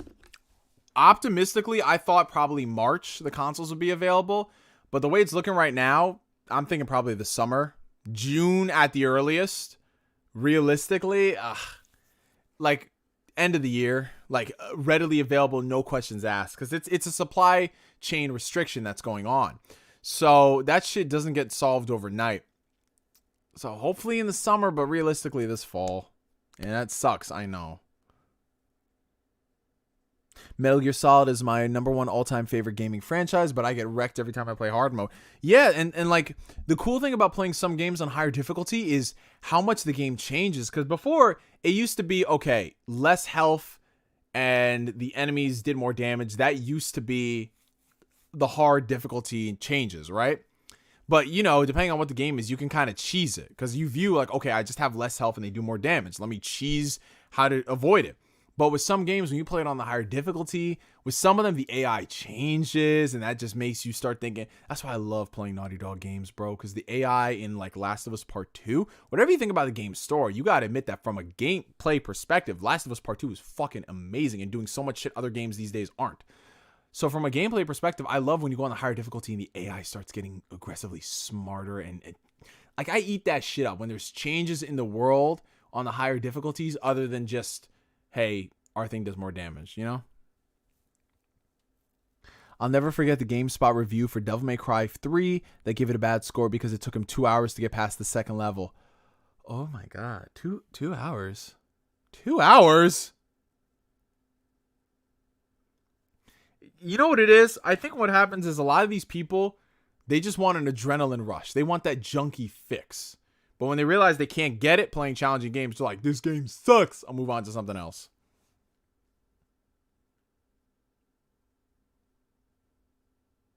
That's why I love Subnautica. I got to earn my survival. Yeah, some games, man. Please talk more about Dark Souls. It's the greatest game genre of all time. I mean, I like Dark Souls. I played through most of the games in the series. It's cool. I enjoy it.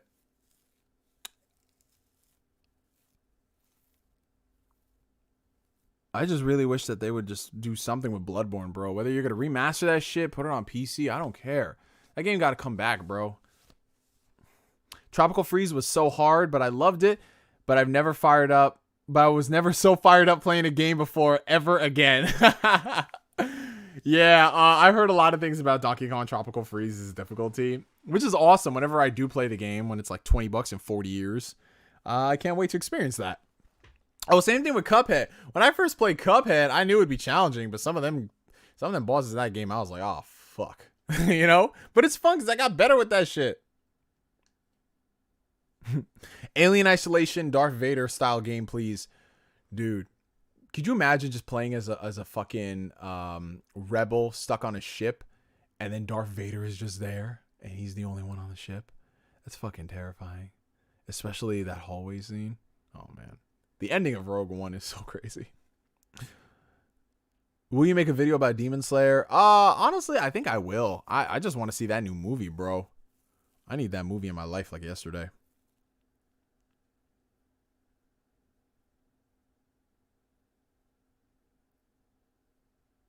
Yeah, Dark Souls 2 is definitely the dark sheep. Well, I don't want to say it's the black sheep because, I mean, there's some redeeming aspects, but it's definitely not the best one in the series. There's always got to be one game that's not great, and that's Dark Souls 2. But yeah, I think I'm ready to wrap it up for the night, you guys. We've been going for almost 3 hours. Jesus Christ. But I mean, that's standard fare for the Ask Neos. You know how it is. You guys, from the bottom of my heart, thank you so much for coming through to the stream, spending time on your Saturday evenings or afternoons, maybe even Sunday mornings, depending on y'all's time zone.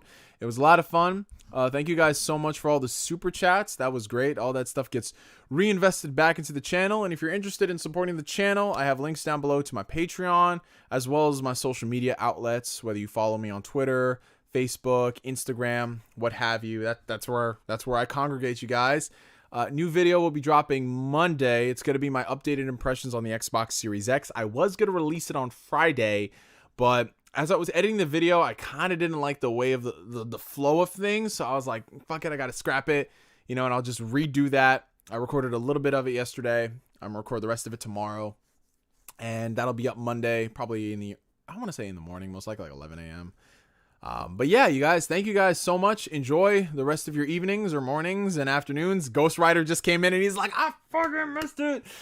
Sorry about that, brother.